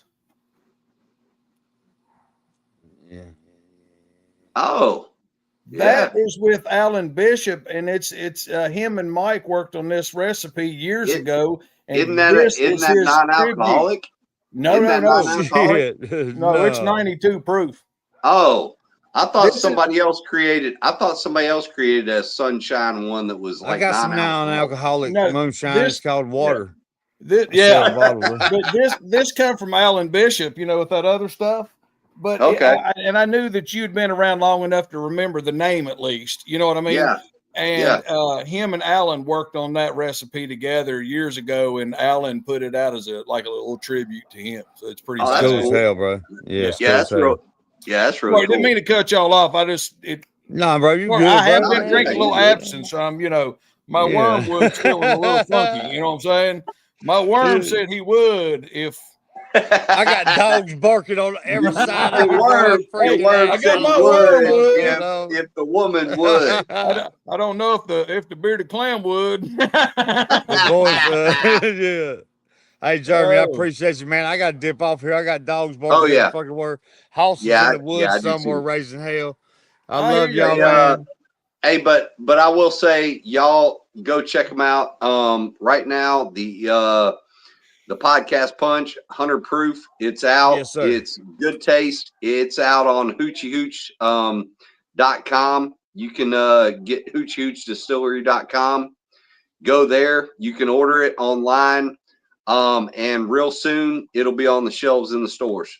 That's Okay, what's that up, was my man. next That's what's question. up. Real quick for you dip out, Chad. Can we order it online and they will ship it directly to our house? Yes, sir. Okay, that I just want to make sure Yes, that sir. everybody knows The that. only states right now that off the top of my head that they can't do is South Carolina, because we don't have a distributor there. And Michigan, because the laws in Michigan prevent it from happening. We and in Georgia here where I'm at, we just went with a different distributor that will be putting it on retail shelves. It's been online. You can get it online, but it's going to be going on retail shelves here real soon. That's That's what's awesome, up, bro. man. That's what's I'm up. tickled And to death for you, man. I really am. and I another appreciate fucking example of the community doing big things, bro. I love it, Hey. man. I love it. Can't Hey, put like- enough on the community, bro. The Oh, like- malicious hell, bro. like We I hell keep- out here. Well, and like I keep trying to tell folks, man, there are actually, when you think about it, there is a small number of us that do really good at what we do, but there is a whole 330 million people in this country that really need to know what the folks down around here can do. Correct. Oh, yes, sir. Yes, sir. No doubt. And the thing that we got to do is realize that there's plenty of room for everybody. If we Yes, all sir. build each other up and we all help each other out, we can all benefit from it. I ain't Correct. never, truer words never been spoken, brother. And Hey, Jeremy, do you want to hang out for just a minute? We can let Chad dip out and we can talk for a few minutes. Ginger's over there Yeah, I checking mean, his hey, schoolwork. yeah. And Yeah, I mean, yeah, if she's over there drinking on that wormwood, man, I mean, longer I can keep her occupied over there on that damn little mini Y'all jar, we'll fucking be hell, all y'all. right. I mean, I'm out of drink. I'm out of cigarettes. God damn, I want to hang out too, fuck. hey, You hey, You can. I'm not trying to run y'all, brother, but I'm I just know, saying, bro, I'm I'm just asking Jeremy serious. if he want to hang out. I mean, Hold the up, let me holler governor, at this goddamn dog. Let me holler at this dog. Hoss, come here, boy. Get on out of here. God damn. Hey, Jeremy, do you What's follow wrong with Trent you? Ellis? That's the head of security. No, Dude, he's He's the a head of redneck security out of here at Mississippi. 704 Fucking Shine. hilarious. Hunting guy, House, outdoors. Moonshine House. 704. I remember when I had a 704 trip. number. Yeah. He's head of security here, bro, but he ain't worth a damn. Hey, I still remember my 704 number from back in the day, man. Hell yeah. Man, I love it, man. Hey, I ain't tell nothing you, wrong with nothing in North I will- Carolina, bro. We got our I will- faults like everybody, but it's I beautiful will here, say bro. there, yeah, I will say there, yeah. There's nothing like Carolinas, brother. Oh, They ain't. That looked like the Wolfman for a second. I didn't see who that was. Who was that howling around in here? Get your Brady ass out here. trying to get one dog back up on the porch, and the damn other dog just snuck in the back door. Damn Well, it! get him on here. I don't see him. Shit, I might have to get up and go piss, but I'll be all right. I'll be back. All right, we'll be right here. Get All right, I'm out here, just brother. fucking Sammy. with you. I ain't ready yet. I don't know I if heard I'm that. just... Yeah. We're just hanging out. I mean, we was gonna keep it kind of short and sweet tonight, but hell, we got a little bit longer. I had a good show tonight. I feel like Tyler come Yeah. in, amazing fucking knowledge in them boys. Them boys up man, there. They that talking meant the about world shit to me. I can't even understand. They might be shit. You know what I'm saying? I mean, I can make some moonshine, you know what I'm saying, and some brandy, and it'd be damn good, but them boys up there know why. You know what I mean? I don't know why. I just know what I do. You know what I'm saying? Right. And that's you really need to know why Oh, to understand it. That's what's amazing is, man, I'll tell you, there's some of these young folks out here, like when we interviewed Nicole Schreiner. I mean, she literally has a PhD in distilling alcohol. I That's mean, what ain't that crazy as the hell? That's crazy. that's, Bro, I mean, like I goddamn. started What do you thinking, say damn, to her, bro? I'd have been a how whole you lot ask her more. questions? I'd have been a whole lot more into school, man, if I'd have known you could have done something like that. Yeah. I mean, Yeah, I my mean, but two how you options interview was used somebody car like that? salesman or insurance salesman. So I mean, you Fuck know, you, I was go like, ask her. you know, you ain't I going mean- nowhere in life. If I knowed I could have done this and actually got a degree for it, shit. Yeah. oh, You know. she is so freaking smart, and the things that they are doing. I mean, she's a professor at Michigan State, and they're actually Wow. sitting there. They're actually going back to a lot of these ancient grains. They're studying these things. They're running the liquor with it. I mean, some of the stuff she's working on is amazing. I mean, Yeah. it's when you really start, if you really want to talk about science, man, she will freaking run just about anybody in the ground. I mean, she knows it all. I mean, it's very cool. And it's funny because a lot of what she does even crosses over into just nutrition, even. Right. You know, I mean, talking to her, I was fascinated because I was Yeah, I like, bet, wow. bro. I was like, I had no idea you could actually Sometime- get that educated in this. Sometimes I You listen to Amanda talk, bro, and you know, Yeah. just, you know, and it's like she's talking Japanese. Yep. You know what I'm saying? And it, We're I'm not saying thinking- that's a bad thing. We're just saying we don't yeah, understand. in a good way. You You know what I'm Yeah. saying? Like it's so fucking next level that I ain't even. I'm struggling to keep up. You know what I'm saying? Oh And yeah. it make you feel stupid as fuck. You know what I'm saying? But Oh yeah. I mean, you know what I'm saying? I think anybody that's out there that really wants to learn about this craft, whenever they watch the show Moonshiners, her clips are the best part of the show because that's where you're actually going to hear something you're actually She going to ain't learn. talking about no dumb shit. Yeah, you're going to actually Yeah. learn from what she's talking about. Exactly, bro. Damn. And it ain't gonna be hard to hear. Me and Jay, me and Jay got into this damn big argument one time with this guy online, you know, and he was so mad at Amanda because she went against Mark and Digger and went to her sisters and got pastries to make shine out of instead of what Mark and Digger wanted to do. And Yeah. we could not get it through this shithead's head. Just could. We're like, bro, it's a TV, it's entertainment, Yeah. dog. It's fucking been scripted know, for years I it's a said, now, do bro. you honestly think that she's gonna be like, you know what, fuck this script, I'm just gonna go Yeah. over here and do what I want to? I was like, dude, I this don't know shit's been about planned for Master 2 Distiller. years. I don't know how scripted it is. But You know. Moonshiners Oh. is fucking scripted for years now. I Oh think it yeah. started out. Well, I mean, it kind of has to be. I mean, like obviously in the beginning, we all know I'm a from fan, bro. I've the watched first every episode. episodes where they had the police, they had the police involved and all this kind of stuff. Bro, yeah. You ain't gonna tell me. Clearly it's got to be scripted, because otherwise the police officer is going to say to one camera crew, where the hell's that other camera crew that's actually videotaping the shit going on? Right. I mean, Bro, you gonna it's- tell me that you gonna fucking steal a fucking steal back from the police on well- national television? That's bullshit. well, the other They gonna thing, see it. They gonna see it. Then that's the proof right there. well, the other thing that I think is funny too is when you think about like some of the episodes where certain people's stills have gotten destroyed. Right. Yeah, who actually destroyed those stills weren't actually the people they were talking about on the show. And stuff Yeah. like that. So it's there is a lot of scripting that happens. But I will say that I'm a fan. I'm a fan. But Amanda, say that. Amanda's parts, what I liked about her parts is you could actually watch it and not laugh. It was actually you were like, yeah, that actually is right. Yeah. It wasn't gonna be no bullshit. That's the best thing. And did you know that they were actually making liquor on that show until Van got busted?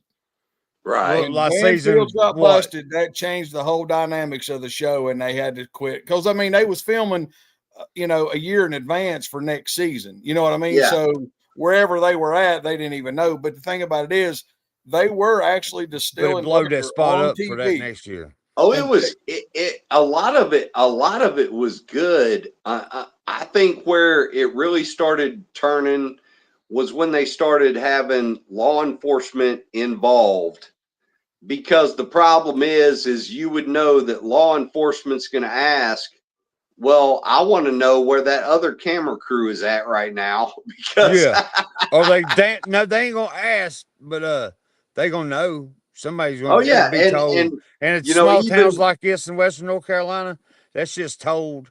I mean, you ain't gonna go get no gas and them not notice you. People like that are noticed. Because if you pull up on that truck and he's got all them damn little miniature cameras stuck all over, and you be like, oh, and then there's 2 or 3 chase cars. It's some bitches hanging out. It's just funny. If you don't know that it's not entertainment, then Oh yeah, Now I have always wondered. I mean, even though it was scripted and all that stuff, but I have always wondered when they the show when they did with Josh Owens and he was running away from the burning freaking trailer. Yeah. Even though that's scripted, I do want to know, was that really him they tased? Because damn, that had to hurt like hell. No, they tased him up. They tased him coming out of the woods, didn't he? No, he was running through the field. Yeah, he was running away across away from the highway, and they hit him with that taser. And I've always wondered, was that like a stunt double? I don't know. I don't know. He went pretty stiff, didn't he? I mean, it kind of looked real, bro. That was before I knew it was scripted. That's when I thought I was still a true believer at that point. I'll just admit, I'll tell y'all, I've been a Moonshiner fan since day one, and I learned a lot from Moonshiners. You know what I'm saying? They never told me nothing that was wrong. You know what I'm saying? They never tell you everything, but they'd tell you what they said, was right. But the last 7 or 8 years, I swear to God, our community has posted shit and ideas a year before it come out on Moonshiners. You know what I'm saying? You know what I'm saying? Like, don't believe that they are leading this motherfucker, because we leading this motherfucker. Right. You know what I'm saying? And if you don't believe me, just look at dates and times of when Tri-Clamps hits a goddamn show, and when and fucking just certain recipes or ideas hits a show, and look back at like TikTok or Facebook or whatever you want to look at, and see if that idea didn't come up in our community a fucking year or better before it hits a show. And we leading this motherfucker, and the best ideas are still yet to come. And I'm telling y'all, keep doing what y'all doing. Absolutely. I'll tell you, there are people out there that they are patient enough and are wanting to learn enough that they'll spend the time to create some pretty amazing shit. Great minds. I hate, Some great minds. I hate to say it. I'm too fucking lazy. I mean, when I hear about some of the things that these guys are doing to get some of the flavors they're getting, I'm like, Bro. yeah, I'm too fucking lazy for that. Man, I'm not the going great through state all of that North work. Carolina felt like I needed a break, but I like to run the wheels off one. You know what I'm saying? I Yeah, like to keep them hot. That's the thing is, I'm going to sit here and keep making. I may experiment here and there, but there's definitely going to be a whole lot that is going to keep running that I've always run. Yeah, you got to run them faithful because the best shit you do is what you do best. You know what I'm saying? Yeah, run that shit, and you got to keep that running. You know it. You know that's you know, like I said, much respect to the folks out there that'll put their whole focus into creating new stuff because that's what we need. That's what we need. There's people out here like me though that's going to say, yeah, every free minute I got, I'm running what I know because that's what makes me money. hey, there ain't nothing wrong with that, man. You got to feed the family, bro, and that's where it came from. That's the roots. You know what I'm saying? So I ain't never mad at you, baby. Do what you do. Hey, I was running red, white, and blue before it ever was cool. You know what I mean? I was on apple brandy from the gate, and it never missed. That's right. You know but that's just funny. You know, I mean, like you said, run what you know. And like I said, I've been running that red, white, and blue for a long time. Yep. And I can get it running, and I can go over here and do something, come back, and I'm within a half a jar of knowing where I need to be. You know what I mean? Exactly. Pull that off, and then I'll slide my big bucket underneath there. You know what I mean? Let her eat. Look at my watch. Be like, all right, well, it's 10:30. But okay, so, you know, I can be out there weed eating. What? Because I know where. Bro, I had to run the store get ice one time. You know what I'm saying? I was flying in the damn truck. Yeah, it's still cooling my worm with ice. You know what I'm saying? Well, ice bags. You know what I mean? And that's the thing is, you know, the only, like you said, running what you know, that red, white, blue. Typically, what I've run has been a sweet yellow corn, but then I had some Bloody Butcher, which I didn't really care for. But not long ago, man, Tater gave me some corn that, oh my God, this corn is so fucking awesome. And what I've been doing is I've been mixing it with the Bloody Butcher, and it made a kick-ass liquor. Now, what I thought was funny is he said to me, he said, yeah, imagine, he said, how good that is. If you just use my corn, how much better it'd be. And so, yeah, I've got just his corn mashed in right now. Yeah. I'm looking forward to it. That's awesome. Hey, bro, anything Tater. I've said it before. I'll say it again. Tater's my favorite master distiller. Oh, I tell you, yeah, I think Jason Bartolozzi, what I call him, is probably a close second. You know what I'm saying? I'll tell you, yeah, Bartolozzi's a good dude, man. He's a fucking trip, he's just straight up, man. He's gonna be real with you. You can sit there and give him shit and fuck around with him. He's gonna give it right back to you. He don't take nothing personal. He finally talked to me. He finally talked to me about a tattoo, told me what I needed to do. See, like before I asked him, I'd be like, man, I want you to give me a tattoo, bro. I thought it'd be cool to have a master distiller give me a tattoo, man. You know what I'm saying? And I want like just a jug or something. You know what I'm saying? And he was like, he would never even say nothing. And finally he answered me, finally. You see that comment right there? What? It says, I take my time on mine. I'm bad, and when I'm tasting mine because I think it tastes bad, that's why I get other people to taste it.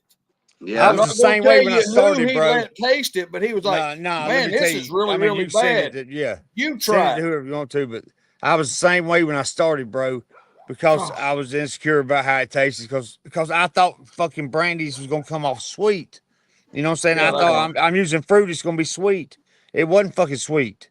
You know what I'm But saying? Like they ain't no Right. sweet about a brandy at the beginning. You know what I'm but saying? old Bill right At there, he 160 made proof, a some goddamn, it'll burn your horrible, ass up. Yeah, And horrible liquor. your brandy. Yeah, your brandies. You're really good brandies. You're really only gonna get a around hint. 60 or 40 Yeah, proof. You know what I'm and saying? you're just gonna get You a got to hint remember that. of It that was hard for flavor. me to get there. Yeah, a lot of people think when they go to making a brandy that, oh, they should taste like just this powerful hit of this fruit. It ain't gonna do it. Man, it's gonna be more of a hint to it. If you want that powerful, now one of the things I You like to got to do. charge them thumb kegs. Oh But yeah, that'll but, add to it, especially because your nose will actually take over your taste buds. And a yeah, man told me, if you charge your thumb keg or an infuser or something like that, and get a bunch of that freaking smell in there, it'll fool you into tasting it. but you And know, stuff. a lot of your taste buds are in your nose. You know what I'm Yep, saying? And you got to be able to exactly. smell that fruit. Well, And see, but a motherfucker that's told me what one time, brother, if it tastes good to you, it's fucking good. Don't worry about what nobody else Exactly. fucking thinks. Make what you want to Exactly. drink. yeah, but Bill's tastes like Exactly. shit. He made me taste it. So trust me. That's exactly Now what I've- I was. I Now, put a now video out that saying, that "Hey is man, I'll send y'all samples. I want y'all to let me know what you think about it." Good. And motherfucker hit me in the comments and said, "Look, bro, if it tastes good to you, that's all that matters." And I've never Yep. forgot that. That's now right. I will say though that I've had some I'm people coming, hand baby. me some liquor that they really thought tasted good. That it coming was from my really side. hard to control the look on my face when I drank it because it was like, wow.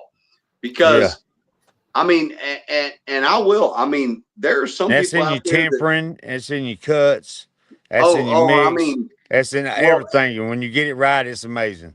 yeah, I mean, it, and there have been some people that I've tried their liquor that have just blown me away. Right. Even people that'll say that they've only been doing this for like 6 months. And I'm like, Right. whoa, damn, you really hit on something right there, boy. But then there have been people that'll try to tell me they've been doing this their whole lives and hand me something to drink, and I drink it and it tastes like goddamn. Yeah. They freaking, make they've been I doing it literally wrong just their whole poured life. that. You know what I'm saying? I literally just pulled that out of the freaking gas tank over there. Right. They've been So, doing it. A motherfucker, I was like Tristan. This motherfucker told this dude on the job I was on. He said, "Man, do this receptacle like this instead of like that." And that motherfucker looked at him and said, "I've been doing this for 20 years." He said, "Well, you've been doing it wrong for 20 years, that's right. motherfucker." You've been doing it wrong for about 19 and a half. Goddamn. Hey, so So, here's you know the what I truth, mean? though. Look right here. Bill said we're thinking it's a bacteria in the corn, and I'm going to have to tell you this is why. Bill went and bought a bunch of corn, and he sold some to a friend of ours, right? And when the friend of ours run his, he was like, "Man, it just got an off flavor. Something's wrong with it." Well, we just could because he just done all corn. Well, Bill runs a damn wheat and oat with his corn, and I mean it's phenomenal. So he mashed that in and he run it. He's like, "Man, this has kind of got what old Kenny's got going on with his." And Yeah. brought it to me, of course. And down here in the middle of damn BJ's parking lot, I'm out here trying liquor that tastes like ass. But anyway, A couple and big so names has handed me a bad jar before. I've asked a bunch of people. yeah, Bill's asked a bunch. I've We had some seriously folks. think it's a bacteria. I've had some well-known folks hand me some Had some jars shit of to liquor curl your that I've toes, been son. like, wow, God that's damn. rough. And it's all in my Yeah. nose, man. It better not Yeah, smell like thumb keg. If I I smell mean, that thumb keg, I don't know. If the you other get too the deep other in the thing tails, is you know what I'm saying. If you get when too I've deep in the tails, that taste you get. Ooh. when I've had some well-known people hand me some liquor that tasted pretty decent. Me too. But then, man, I woke up the next day with the worst fucking hangover, and I was cussing them like a motherfucker. Yep. Bro, I gotta go. Because The old lady's giving me a hell of a. I mean, look, Go on, man. Me and Jeremy will hey, sit I here and love talk y'all, about but you. I've tasted. I ain't never. Hey, My downfall. My downfall was Hey. I've never had a hangover, so it wasn't never a consequence. So I always went too far. So that's why if I made liquor for me to drink, I put it in pint jars, That way, because I didn't know how to stop till the jar was empty, so I just made the jar smaller, and that's my Yeah. tip of the Oh, day. yeah. Uh, Yeah. if If you you go keep drink it yourself, yourself, keep it in a pint jar. yeah, that I was gonna say, if you drink one pint and cut it off, you're all good. Hey, I love y'all. Love you, Hey, bro. brother. Holler at me, y'all. You know what I'm saying? See you, Hey, All man. right. I We'll don't know see how you to right get the here. fuck out of here. hey, the governor of Moonshine approves this Call me message there, tomorrow, Chad. Hey, I'm Governor. Moonshine Chad, and I approve this message. That's right. Hey, so look right here. See, Kenny Taylor, he said it's definitely a bacteria because it's the same corn, same run, you know what I mean? Same, and like Kenny done, I think if I'm wrong, I don't mean to, Kenny, I'm not stepping on you, but he done like corn and sugar, and Yep. Bill done, like I said, added that. And man, it was bad. So and like I said, I've asked 2 or 3, smarter people than us, you know what I mean? And they're all Yeah. like, it could have had a bad mold on the Yeah. corn, and then dude washed it, you know what I mean, and then re-dried it or something like that. So Oh yeah, you you never know what happened to it. right. You Hell, know, it could have been it 3-year-old corn. It just was bad to begin with, it'd been over wet and then dried again. So yeah, there you go. Depending on how it was stored and anything like right. that. I mean, you don't know. That's right. But I will say that yeah, I mean this corn that Tater gave me, dude, I love this shit, man. I mean, I'm actually willing to drive 3 hours to go to his house to get it. I mean, it's good shit, man. Is it that stuff that come out of that River Creek bottom down there? I don't know where it comes from, but I do know that he's told me it has been grown by the same family for generations, and it has not been touched by pollination of any other corn out there. And when he first told me about it, it almost sounded unrealistic. He was telling me, he said, man, he said, when you grind it up, he said, if you leave it outside, the amount of bees you're going to see coming at it will blow your mind. Man, when I'm grinding up stuff, I'm outside. Oh, yeah. I kid you not. I had yellow jackets coming at my ass out there because of the amount of freaking, I mean, it's sticky. Like if you get it, the powder coming off the grind, if you get that powder on your hands, it's actually sticky. I mean, it has so much sugar in it. It's awesome. It really is a good corn. Shit, I forgot. I think it's supposed to send him a link. Oh, well. Anyway, I was going to tell you, me and Bill's coming down your way.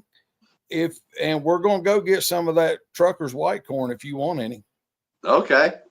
Yeah, when I'll y'all call me tomorrow and remind me. Yeah, we're going to try to get down that way, and you can meet us whatever you need to do. But we're literally going to. I think it's $20 a bag. We ain't making no money. Yeah, and it's 50-pound bags. Trucker white corn. Yeah, it was just grown, last year. So And I was worried he was going to run out, and I called him, and he's like, "Man, I'm sitting on 40,000 pounds." He's like, "I got you." So I made a call around, locals that we know, you know what I mean? And we're going to go down there and get that. If you want some, we'll pick up yours and meet you. Hell, he was on the militia page for a while. I'll send you his number. Okay. Yeah. He makes damn like grits and cornmeal and shit like that out of it, yeah. And he sells it. It's Seals, something like that. I can't remember. Anyway, I'll send you. I forget. I don't know how close he would be to you. Can't be that far. Yeah. Yeah. You know what town? I can find out. Yeah. Yeah. Give me a second. Yeah. There's because there's a lot of us down here, man. Right. Hang on. I'll tell you. But it's like I said, I don't think it's too far from you. So Cleveland, Georgia. Okay, yeah, that's not far. How far would that be? I think it's a couple of hours. Okay. That ain't bad. So yeah, that absinthe luge you got there, man, is that with the sugar in it or just the water? No, that's just plain out water. So we Okay. ain't tried the sugar yet, and I'm not Okay. going to tonight. Sooner or later, my wormwood will be wet. And just- I don't know, man. G might beg to differ with you. well, it's one of them things. If she can work it up to a heavy frost, she can have it. Kind of like making cappuccino around here. Ah, Oh, yeah. oh, Oh, yeah, I man. miss old Bill Emery, man. He called her Gigi forever, dude. It was funny. There you I go. ain't talked to him in a minute. So he called her. He's like, Gigi, this. He'd holler across the room at her. So anyway, I'm just reminiscing. Hey, are you going up to the Appalachian Memories Festival in Batesville? I don't know, man. That's in May, right? Yeah. Yeah. I just don't know. Man, Yeah, I think Donnie's wanting to run the still up there, man. That's a good time. Oh yeah, dude. It's a great time. And, I got to run the very first inaugural run on that thing. It's one, and what I like, man, is like this past year for the Bourbon Festival, we did that cookout up there at the museum. Man, that was a good time, man. yeah, every Friday before the Beatty meal, Donnie puts on his party, Yeah. And it's just awesome. We cooked out a whole lot of good food up there. So I think we're gonna try to do that again.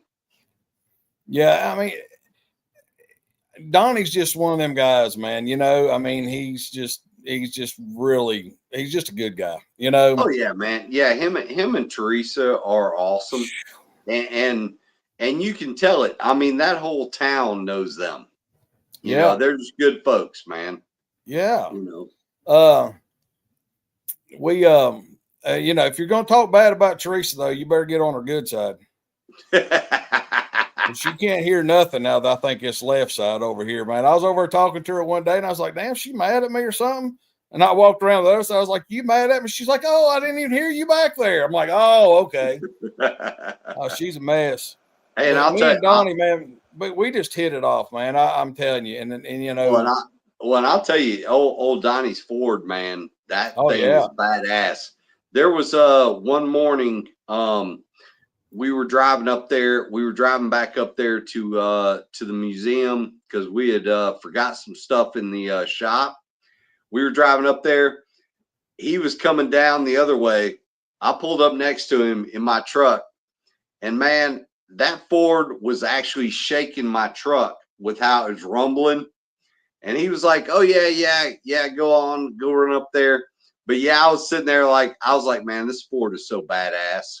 Oh yeah, yeah. And I'm actually, everybody knows I'm a Chevy guy, right? But that Ford is badass.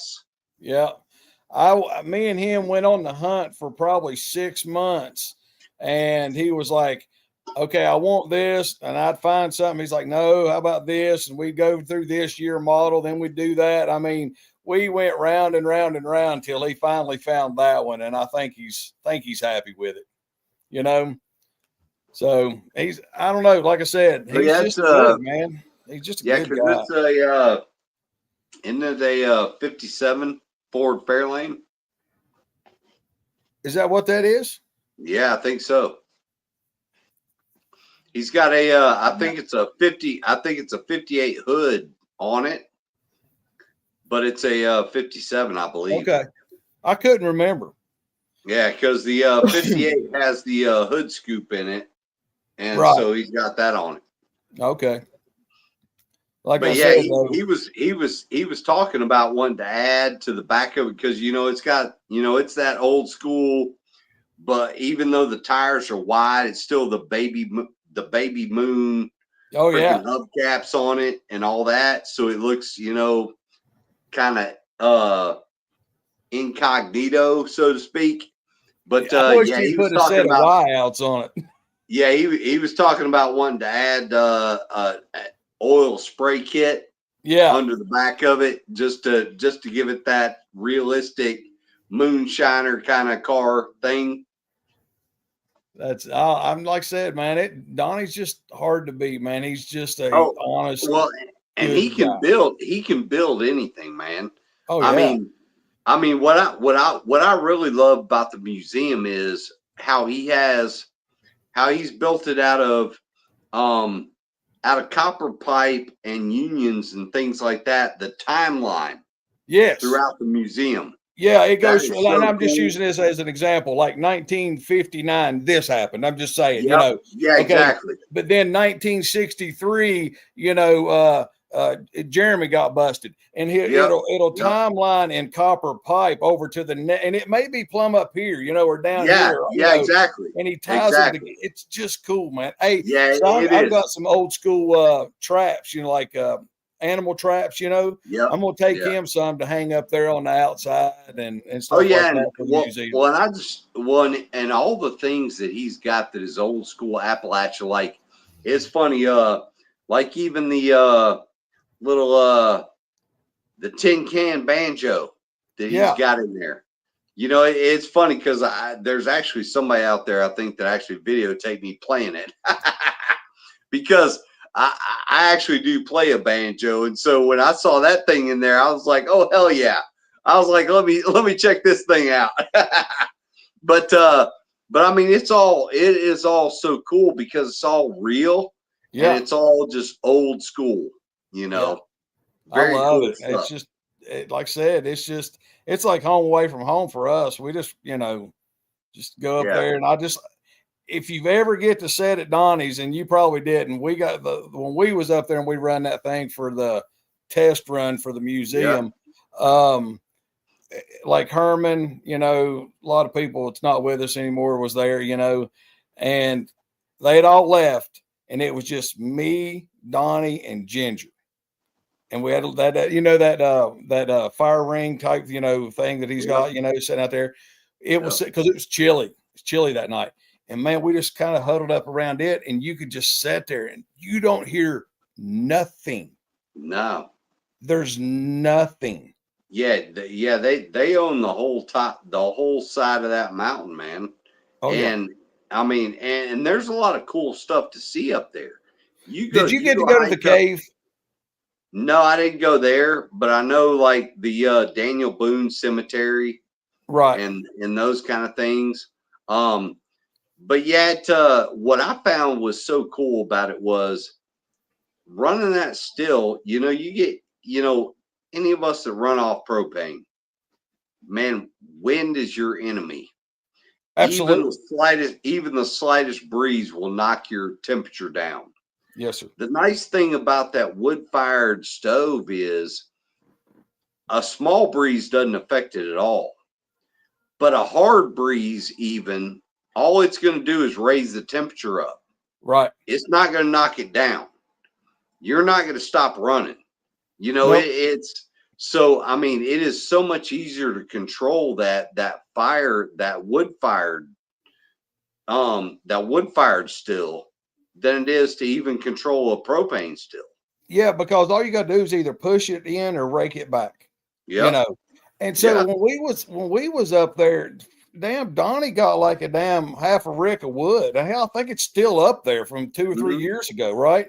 So I mean, he got all this wood ready and all this stuff, and we, it like some 2x4s, shit like that, good dry, busted up, throw that in there. And then, like whenever you run a log splitter, you get the shavings, it'll be big chunks, but just, gnarled pieces, not actual wood, So there was a bunch of that, like 2 or 3 wheelbarrow loads of it. So all of that was for filler. You know what I mean? Throw chunks of wood on there, then throw some other stuff to keep it going, right? You know what all we burnt the very first run? Like 1 wheelbarrow load of the shave. There's the not shavings, but it's the skimmed off pieces when you bust a log, And I mean, we didn't even hardly use any of the real wood, you know what I mean? Because it's so efficient. Yep. Oh yeah. Like you said, you just push it back with a hoe, get it close up in there, let it. And if you know about running, You can Yep. watch your stream. It's either going to trickle or it's going to start running, and you just Yep. get it back and then just start pulling it back and get it to where you want it. Man, I loved it, dude. It was amazing. It is. I mean, I was sitting here. It was one of those examples where the old school way of doing it is truly the best way. Absolutely. I mean, it was. I mean, what I liked about it is we could sit around and kick and shoot the shit and not have to worry about the temperature because it held its own. Yeah. You weren't sitting here chasing that shit the whole time. No, and the way that thing is built, the boiler sits here, and then there's a whole area back here of void. You know what I mean? Where all the rocks are, the hearth, whatever you want to call it. And so Yep. when the actual burn box is here, when you push that back, you're not pushing it into that void. It's just it sucks the heat from around it and then goes up that chimney in the back. Everybody needs to go up there and see that. It's just cool. It truly is. It is an example of where the old school way of doing things is the best way to do it. I mean, Right. it just really is. I mean, if you're on, I mean, obviously, yeah. I mean, if you're a big ass distillery and you're running, just who knows how many gallons of liquor you're trying to produce, yeah, okay, that's your thing. But if you're talking about old school producing and still producing quite a bit of alcohol, but running it on a craft scale, it is truly the best way to do it. It really is. Well, it's like this. It's Wrong bottle. This one. So this is Allen's. I don't know if you got to see that or not when I brought it in. okay. Yeah. Okay, man, I this think has I've got heard of like that one. right. Well, it's kind of the newest one that they come out with, and man, it's got a lot of botanicals in it as well, and it's like 139 proof. Now, Allen is technically a distillery, but he Right. runs a lot of stuff the old school kind of way, double Oh, yeah. thumpers, just stuff like that. Yeah. And for him to be able to pull this is amazing. I mean, Well, this is phenomenal. Well, and what's funny is, I mean, actually, in my opinion, folks that run, I mean, like all of us, running on smaller equipment, we're talking, 150 gallons or less. I'd say 100 or less, but you're right. Yeah. I mean, the thing is, the quality of the alcohol, if you actually put the effort into it and you get to, the other thing is too, is, as we all know, getting to know your rig, getting to know what you're making, all that kind of stuff. Cause that's the thing. I mean, I've got a few recipes that I run that I run off a 10-gallon still I made years ago. Right. Even though that still, yeah, I could have bought another still from somebody that's probably much easier to run. That 10-gallon is a paste up still that I built. I could probably buy one from somebody else that's got unions and everything else in it that is much easier to run. But for those couple of recipes, I know exactly how they're going to turn out on that rig. Yep. And whenever you go to another rig, you have to accept there's going to be a learning curve there for you. Absolutely. And so, what you made on your previous rig may not come out the way you think it's going to on this other rig. So, and what's interesting, but that's what makes it fun, because if you're running stuff on big commercial sized rigs, a lot of times you can predict how that's going to come out every single time. But what I love is the folks that are running on your 150s, 100s below, man, you can create all kinds of flavors those big boys can't. Right. I mean, there are things that are going to come off of your stills that taste good that some of those big boys only dream about being able to make. But the problem is the second they try to take it to that large a scale, they're gonna lose the whole character of it.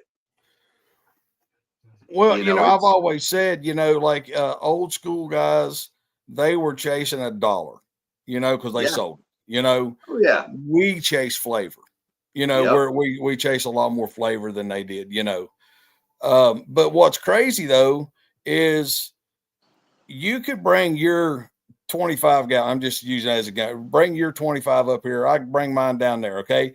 Exact same steel that, made from Wayne or, Thunder Road, Ace. I don't care. Exact same steel and the exact same mash. Yep. But you run one and I run one, and the damn end product will be different. Yep. Oh, exactly. Yeah, That's crazy. everything about how people do things is different. And like you said, when you know your mash that you're typically running, and your rig you're typically running, man, it almost becomes mindless. Yeah. You know exactly where your cuts are going to hit. You know what proof things are going to happen at. You know exactly how long this run's going to be. It's that simple. Now, we all know, hey, that's where our bread and butter comes from, because that's typically, you're doing that because that's the stuff your customers want. Right. And you've gotten used to running that because that's what your folks want. Now, that's why I encourage people to have a couple of different size stills. Even if you go to a small little electric air still, as your secondary, because that's where you run your experiments at. Right. Because if you're trying to run your experiments on your moneymaker, you're losing money. You're losing money faster than you put it back in. That's for sure. Yeah, because you're fucking, at that point, you're just fucking around. And you gotta keep your moneymaker running. But at the same time, if you're not running a little bit of experiment here and there on something smaller, like I got a little 5 gallon still I love to run little experiments on, because you can run that off over there. If it comes out bad, no harm, no foul. It didn't take that long to run it off. It wasn't that much mash. I can run that back in something else and clean it up. But you've got to keep challenging yourself a little bit, but at the same time, make sure you got that moneymaker running all the time. Right. Well, see, that goes back to what George said the other day. Remember what about all the different flavors and what's wrong with just a good clear drink, all that stuff. Well, did you see what I posted? I was like, I like to experiment with different grains and stuff like that, because I'm not a rye fan, but I like to throw it in there on certain things. You know what I mean? But, like you said, it's all about the money, because and if you can get the women to like it, the men will buy it. Oh, like we were talking about earlier, when I was talking about my dragon's blood, everybody loves that shit. Right. I'll tell you right now, and I put a lot of effort into the base rum that goes into that, but it is post flavored. Right. Straight up, honest, out there, it is fully post flavored. Absolutely. But the thing is, man, it's a 70% post flavored. It's strong enough that, hey, it's going to sneak up on you. But because you can't taste the alcohol in it, the women love it. And so it sells well. I mean, guys like it because it's got enough alcohol in it. It's going to get you there. But at the same time, they're going to also buy it for their women, because the women like it because they can't taste the alcohol. That's right. And you have to sometimes, I'm the same as everybody else. I've been sitting here tonight sipping on corn whiskey. Right. I love a good corn whiskey. But the thing is, you have to make what sells. Correct. And in today's society, what sells is whatever your woman's going to buy. That's right. That's I mean, I hate to say it, the women drive this market right now, man. I mean, they do. It's funny. A lot of people think, oh, it's moonshine. Oh, we all got to be tough. All this, nah. No. The women drive this market right now. That's right. We're just in the back seat slamming on brakes. It's all we are. I mean, that's how it is. It's it's now I will say there are folks that have some great liquors out there. I mean, but at the same time, how many different ways can you make corn liquor? I mean, at some point, you got to accept that, a whole lot of other people are going to want something that tastes a little different. That's right. And that's whenever I did a couple years ago, I did a coconut sipping cream. Yep. That's nobody's there, and really nobody does it yet. You know what I mean? And I'd give Bean, you remember Bean? I give him a jar of it. Yeah. And I give him some of it. And he said, man, I took it back home. And he said, I opened the jar at a Christmas party type thing, handed it to like one person. By the time it got back to me, he's like, they done washed the fucking jar. You know what I mean? Like took it to the sink, rinsed it out, and handed it back to me because it was gone. Hey, Bean's gonna know some drinkers. Oh yeah. Yes. And that's what I'm saying. We've got to make it. I mean, it's fun to have a hobby, but I can build model trains fucking cheaper and I can do this. So this is not a hobby. Oh yeah. I mean, that, like I said, man, I mean, there are enough of us out here that make a good liquor and have some great ideas. I mean, super creative ideas that, like I said, there are 330 million people in this country, and there are probably only, I don't know, a handful of thousand of us. Mm-hmm. But if we all actually work together to help promote each other and help promote the stuff that we create, man, I mean, even joining in, one of the things I always talk about is in 2012, there was only 400 craft distilleries out there. Right. Well, now there's over 4,000 out there. Well, now some of them may need to fall by the wayside, but there are some out there that really truly believe in creating what people love and the passion that we have for this craft, to where if we all work together to promote those distilleries and to promote each other, man, we all could make a fortune off of this industry. Well, but the problem is folks got to give up the jealousy. They got to quit trying to stab each other in the back. They got to quit talking shit about each other. I mean, what's blown my mind is the people that you never thought would have a problem with you, the people you thought supported you, the second you even think about trying to become anything, some of those people will freaking flat out just all of a sudden just badmouth the fuck out of you. Well, and I don't understand. If my friend's doing good, I'm doing good for them. Oh yeah. You know what I mean? I'm not doing good with them. I'm doing good for them, because if I'm going to support you in the good times, you're going to remember me in the bad times. You know what I mean? Yeah.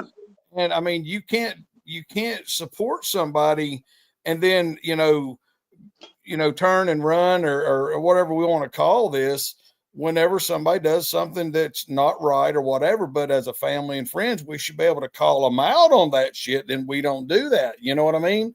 There's a lot of times where it's like, oh, I can't believe fucking Damon said what he said. You know what I mean? Well, what have you talked to Damon about it?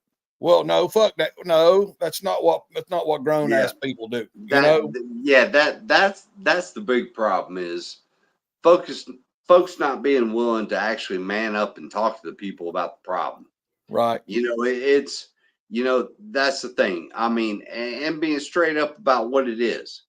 Right. But that's the thing. I mean, like you said, bringing up Damon. I mean, well, damn, Damon, he pisses everybody off. He does. He's just an asshole.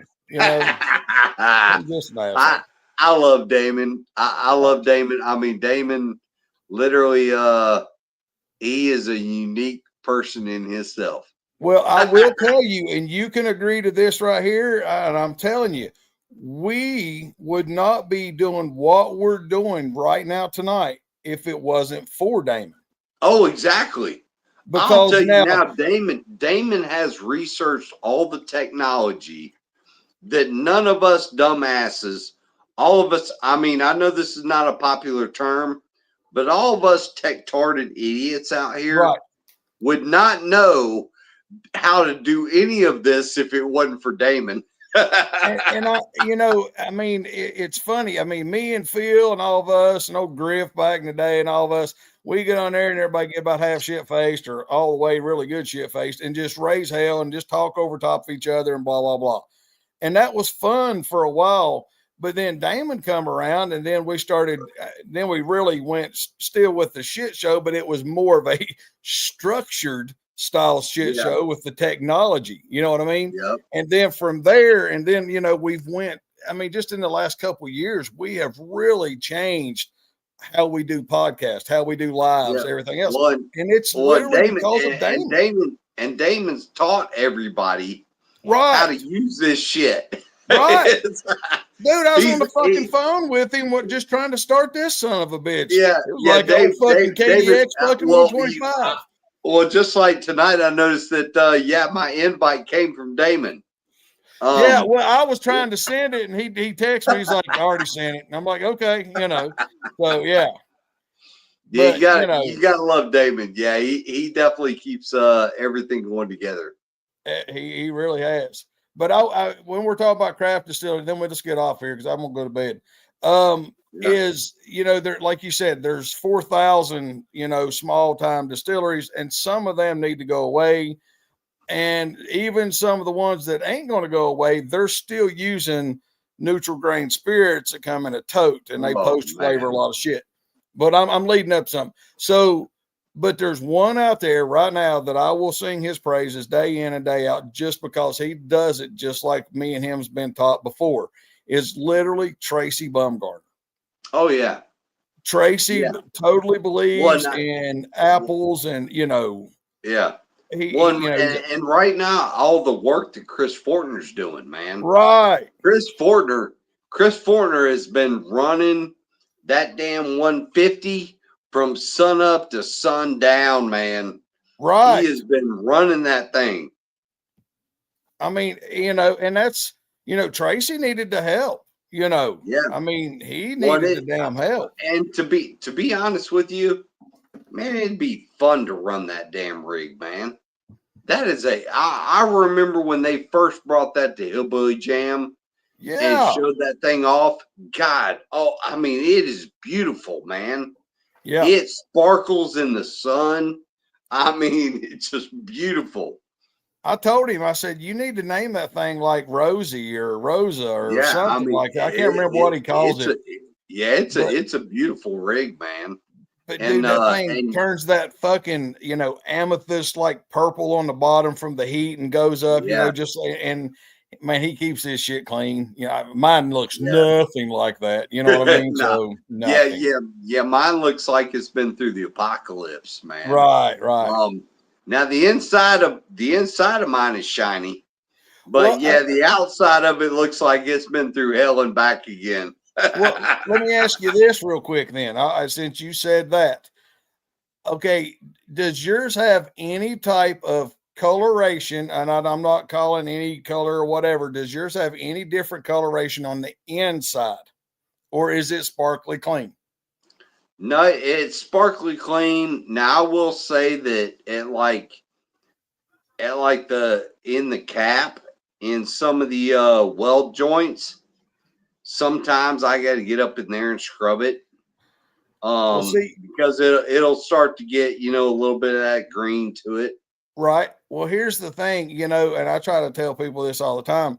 Copper steels are kind of like cast iron skillets. They need to be seasoned. You know what I mean? They just need that to be done. On mine, like from here up, you know what I mean? Because like I said, I run that same mash 90% of the time, right? It's got a line in it. Okay. Oh, yeah. Well, from there down, it's not sparkly copper, but it's copper, right? Okay. From there up, I ain't gonna lie to you, it's a green, but it's not that turquoise slime green. You can reach in there and rub your hand on it and nothing comes off. You know what I mean? But it's just got that, it's got a seasoning on it. Yeah. Right. But I've told people, like I've told beginners, man, the best way to not have to do a whole lot of work to clean your still, keep the fucker running. Yeah. I mean, if you keep running week to week to week to back, that damn thing's going to stay clean. I mean, that's the word I was looking for. Patina. Yeah. My dumb ass couldn't think of that. Yeah. So, you're going to get a little patina to it. I mean, and to be honest with you, I mean, I love when I see people have stills that you can see your reflection in and the sun. I love that. I'm too lazy. I can't get it to happen. Even the stills that I've built and brand new, I can't make look that way because I'm too damn lazy. Dude, I mean, I got mine out last year and I set it out there on the table in the backyard and got my damn white diamond shit that everybody's using and all this. I scrubbed it with fucking Barkeeper's Friend just to get the grime off of it. And ketchup and everything else on the planet. Bro. And hey, my thumper looked good. You know why? Because it's the smallest fucking part of my damn setup. I scrubbed that so much with Barkeeper's Friend, that big fucking 50-gallon pot. And you know what? Part of it on the back side was kind of shiny because that's just the way it fell on the table. And some of that was kind of shiny. And by like 7 o'clock, I was like, you know what? Fuck this shit o'clock. It's going back on the damn rack. I'm going, I ain't got time for this shit. I washed it back down and I'm done. Hell no. Exactly, man. I mean, any still I've built, I've basically said, hey, it ain't gonna be a work of art. It's made to run liquor. I mean, I'm a gun guy, right? If you want to spend the time to polish it out to that mirror, that's knock on you. Yourself out. But I know that it's been pressure tested. It'll make liquor, and that's all I care about. Right. But here and here's the thing. I'm a gun guy, right? So I do have some stuff that I will keep pristinely clean because it was like dad's, you know what I mean? And it's got wood on, that kind of stuff. Okay. Oh, yeah. But I guarantee you, I build tools. Okay. Like I have got an AR-15 back there that I rattle canned. Okay. I don't care. And man, it rides in the truck, it rides in the toolbox, wherever, don't care because it's a tool. You know what I mean? These guys, like, man, I shoot a lot of 3-gun competition, stuff like that. And dude, these guys would run up and, you're supposed to throw it down, nose down in a barrel. You know what I mean? But, when you're going to your next stage, some of these guys will ease it down there and, set it down. Me, dude, I'm chucking mine from across the fucking parking lot because if it ain't going to hold up in a match, I don't want to bet my life on it. You know what I mean? Right. I'll throw that some bitch, it's Legos for grown men anyway. I'll throw that some bitch across there. And like, if it gets in the barrel good, if it lands, I guess I'll go pick it up. But, that's just me though, bro. Just the way I've always been, I keep a couple shotguns in really, really good shape because that's what they're for, but most of my shit, if it gets a cut, scratch, whatever, I do not cry. I bought a Glock one time. The first thing I done is take it, throw it in the fucking driveway. Just pitched it over in the driveway. Now Oh it's all yeah. scratched up. Now I don't have to worry about it no more. You know. Oh yeah. I mean, yeah. I don't. I mean, any of my guns, I don't give a shit what they look like, as long as it's clean, it's functioning, it's firing. I don't care. It don't need to be pretty. That's right.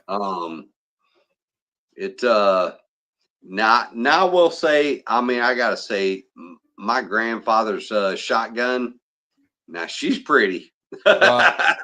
but any other gun I have, they are strictly purpose oriented.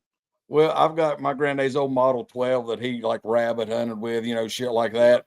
And I mean, all the damn bluings off of it for where it was carried like this, you know what I mean, around the, Yep. you know, the receiver and I'm on a lot of gun sites, and these guys will be like, "Oh, granddaddy or dad passed away," you know what I mean? Dad passed away. Here's his old 870 shotgun. You know what I mean? So, Right. do you think I ought to go ahead and spend the money and get it reblued and the wood refinished? And I'm like, no. Every piece of rust on there hopefully reminds you of a memory when you was doing something. Oh, that big scratch right there. That's when that fucking, you know, dumbass fell out of the fucking boat getting in. You know what I mean? I won't Oh do yeah. that. I don't Yeah. redo them I like mean, that.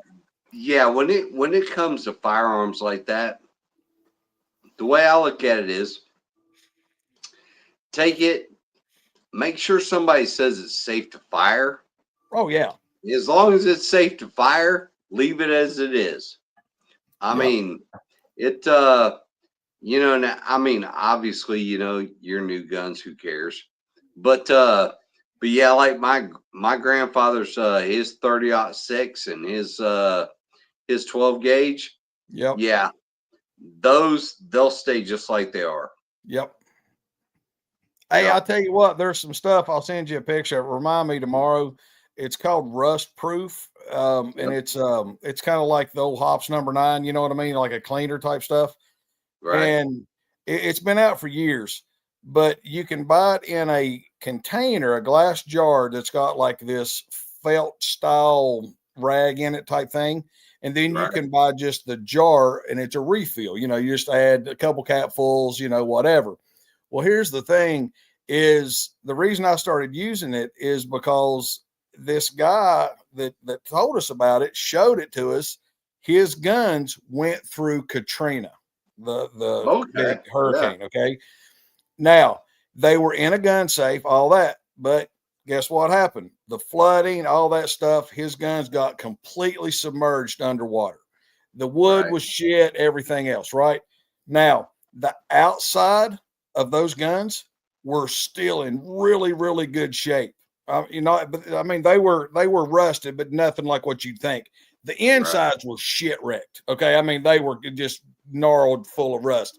But what we're saying is, he put that shit all over the outside, and man, it made it. It made it through a damn gun safe, and it was underwater for like 3 months.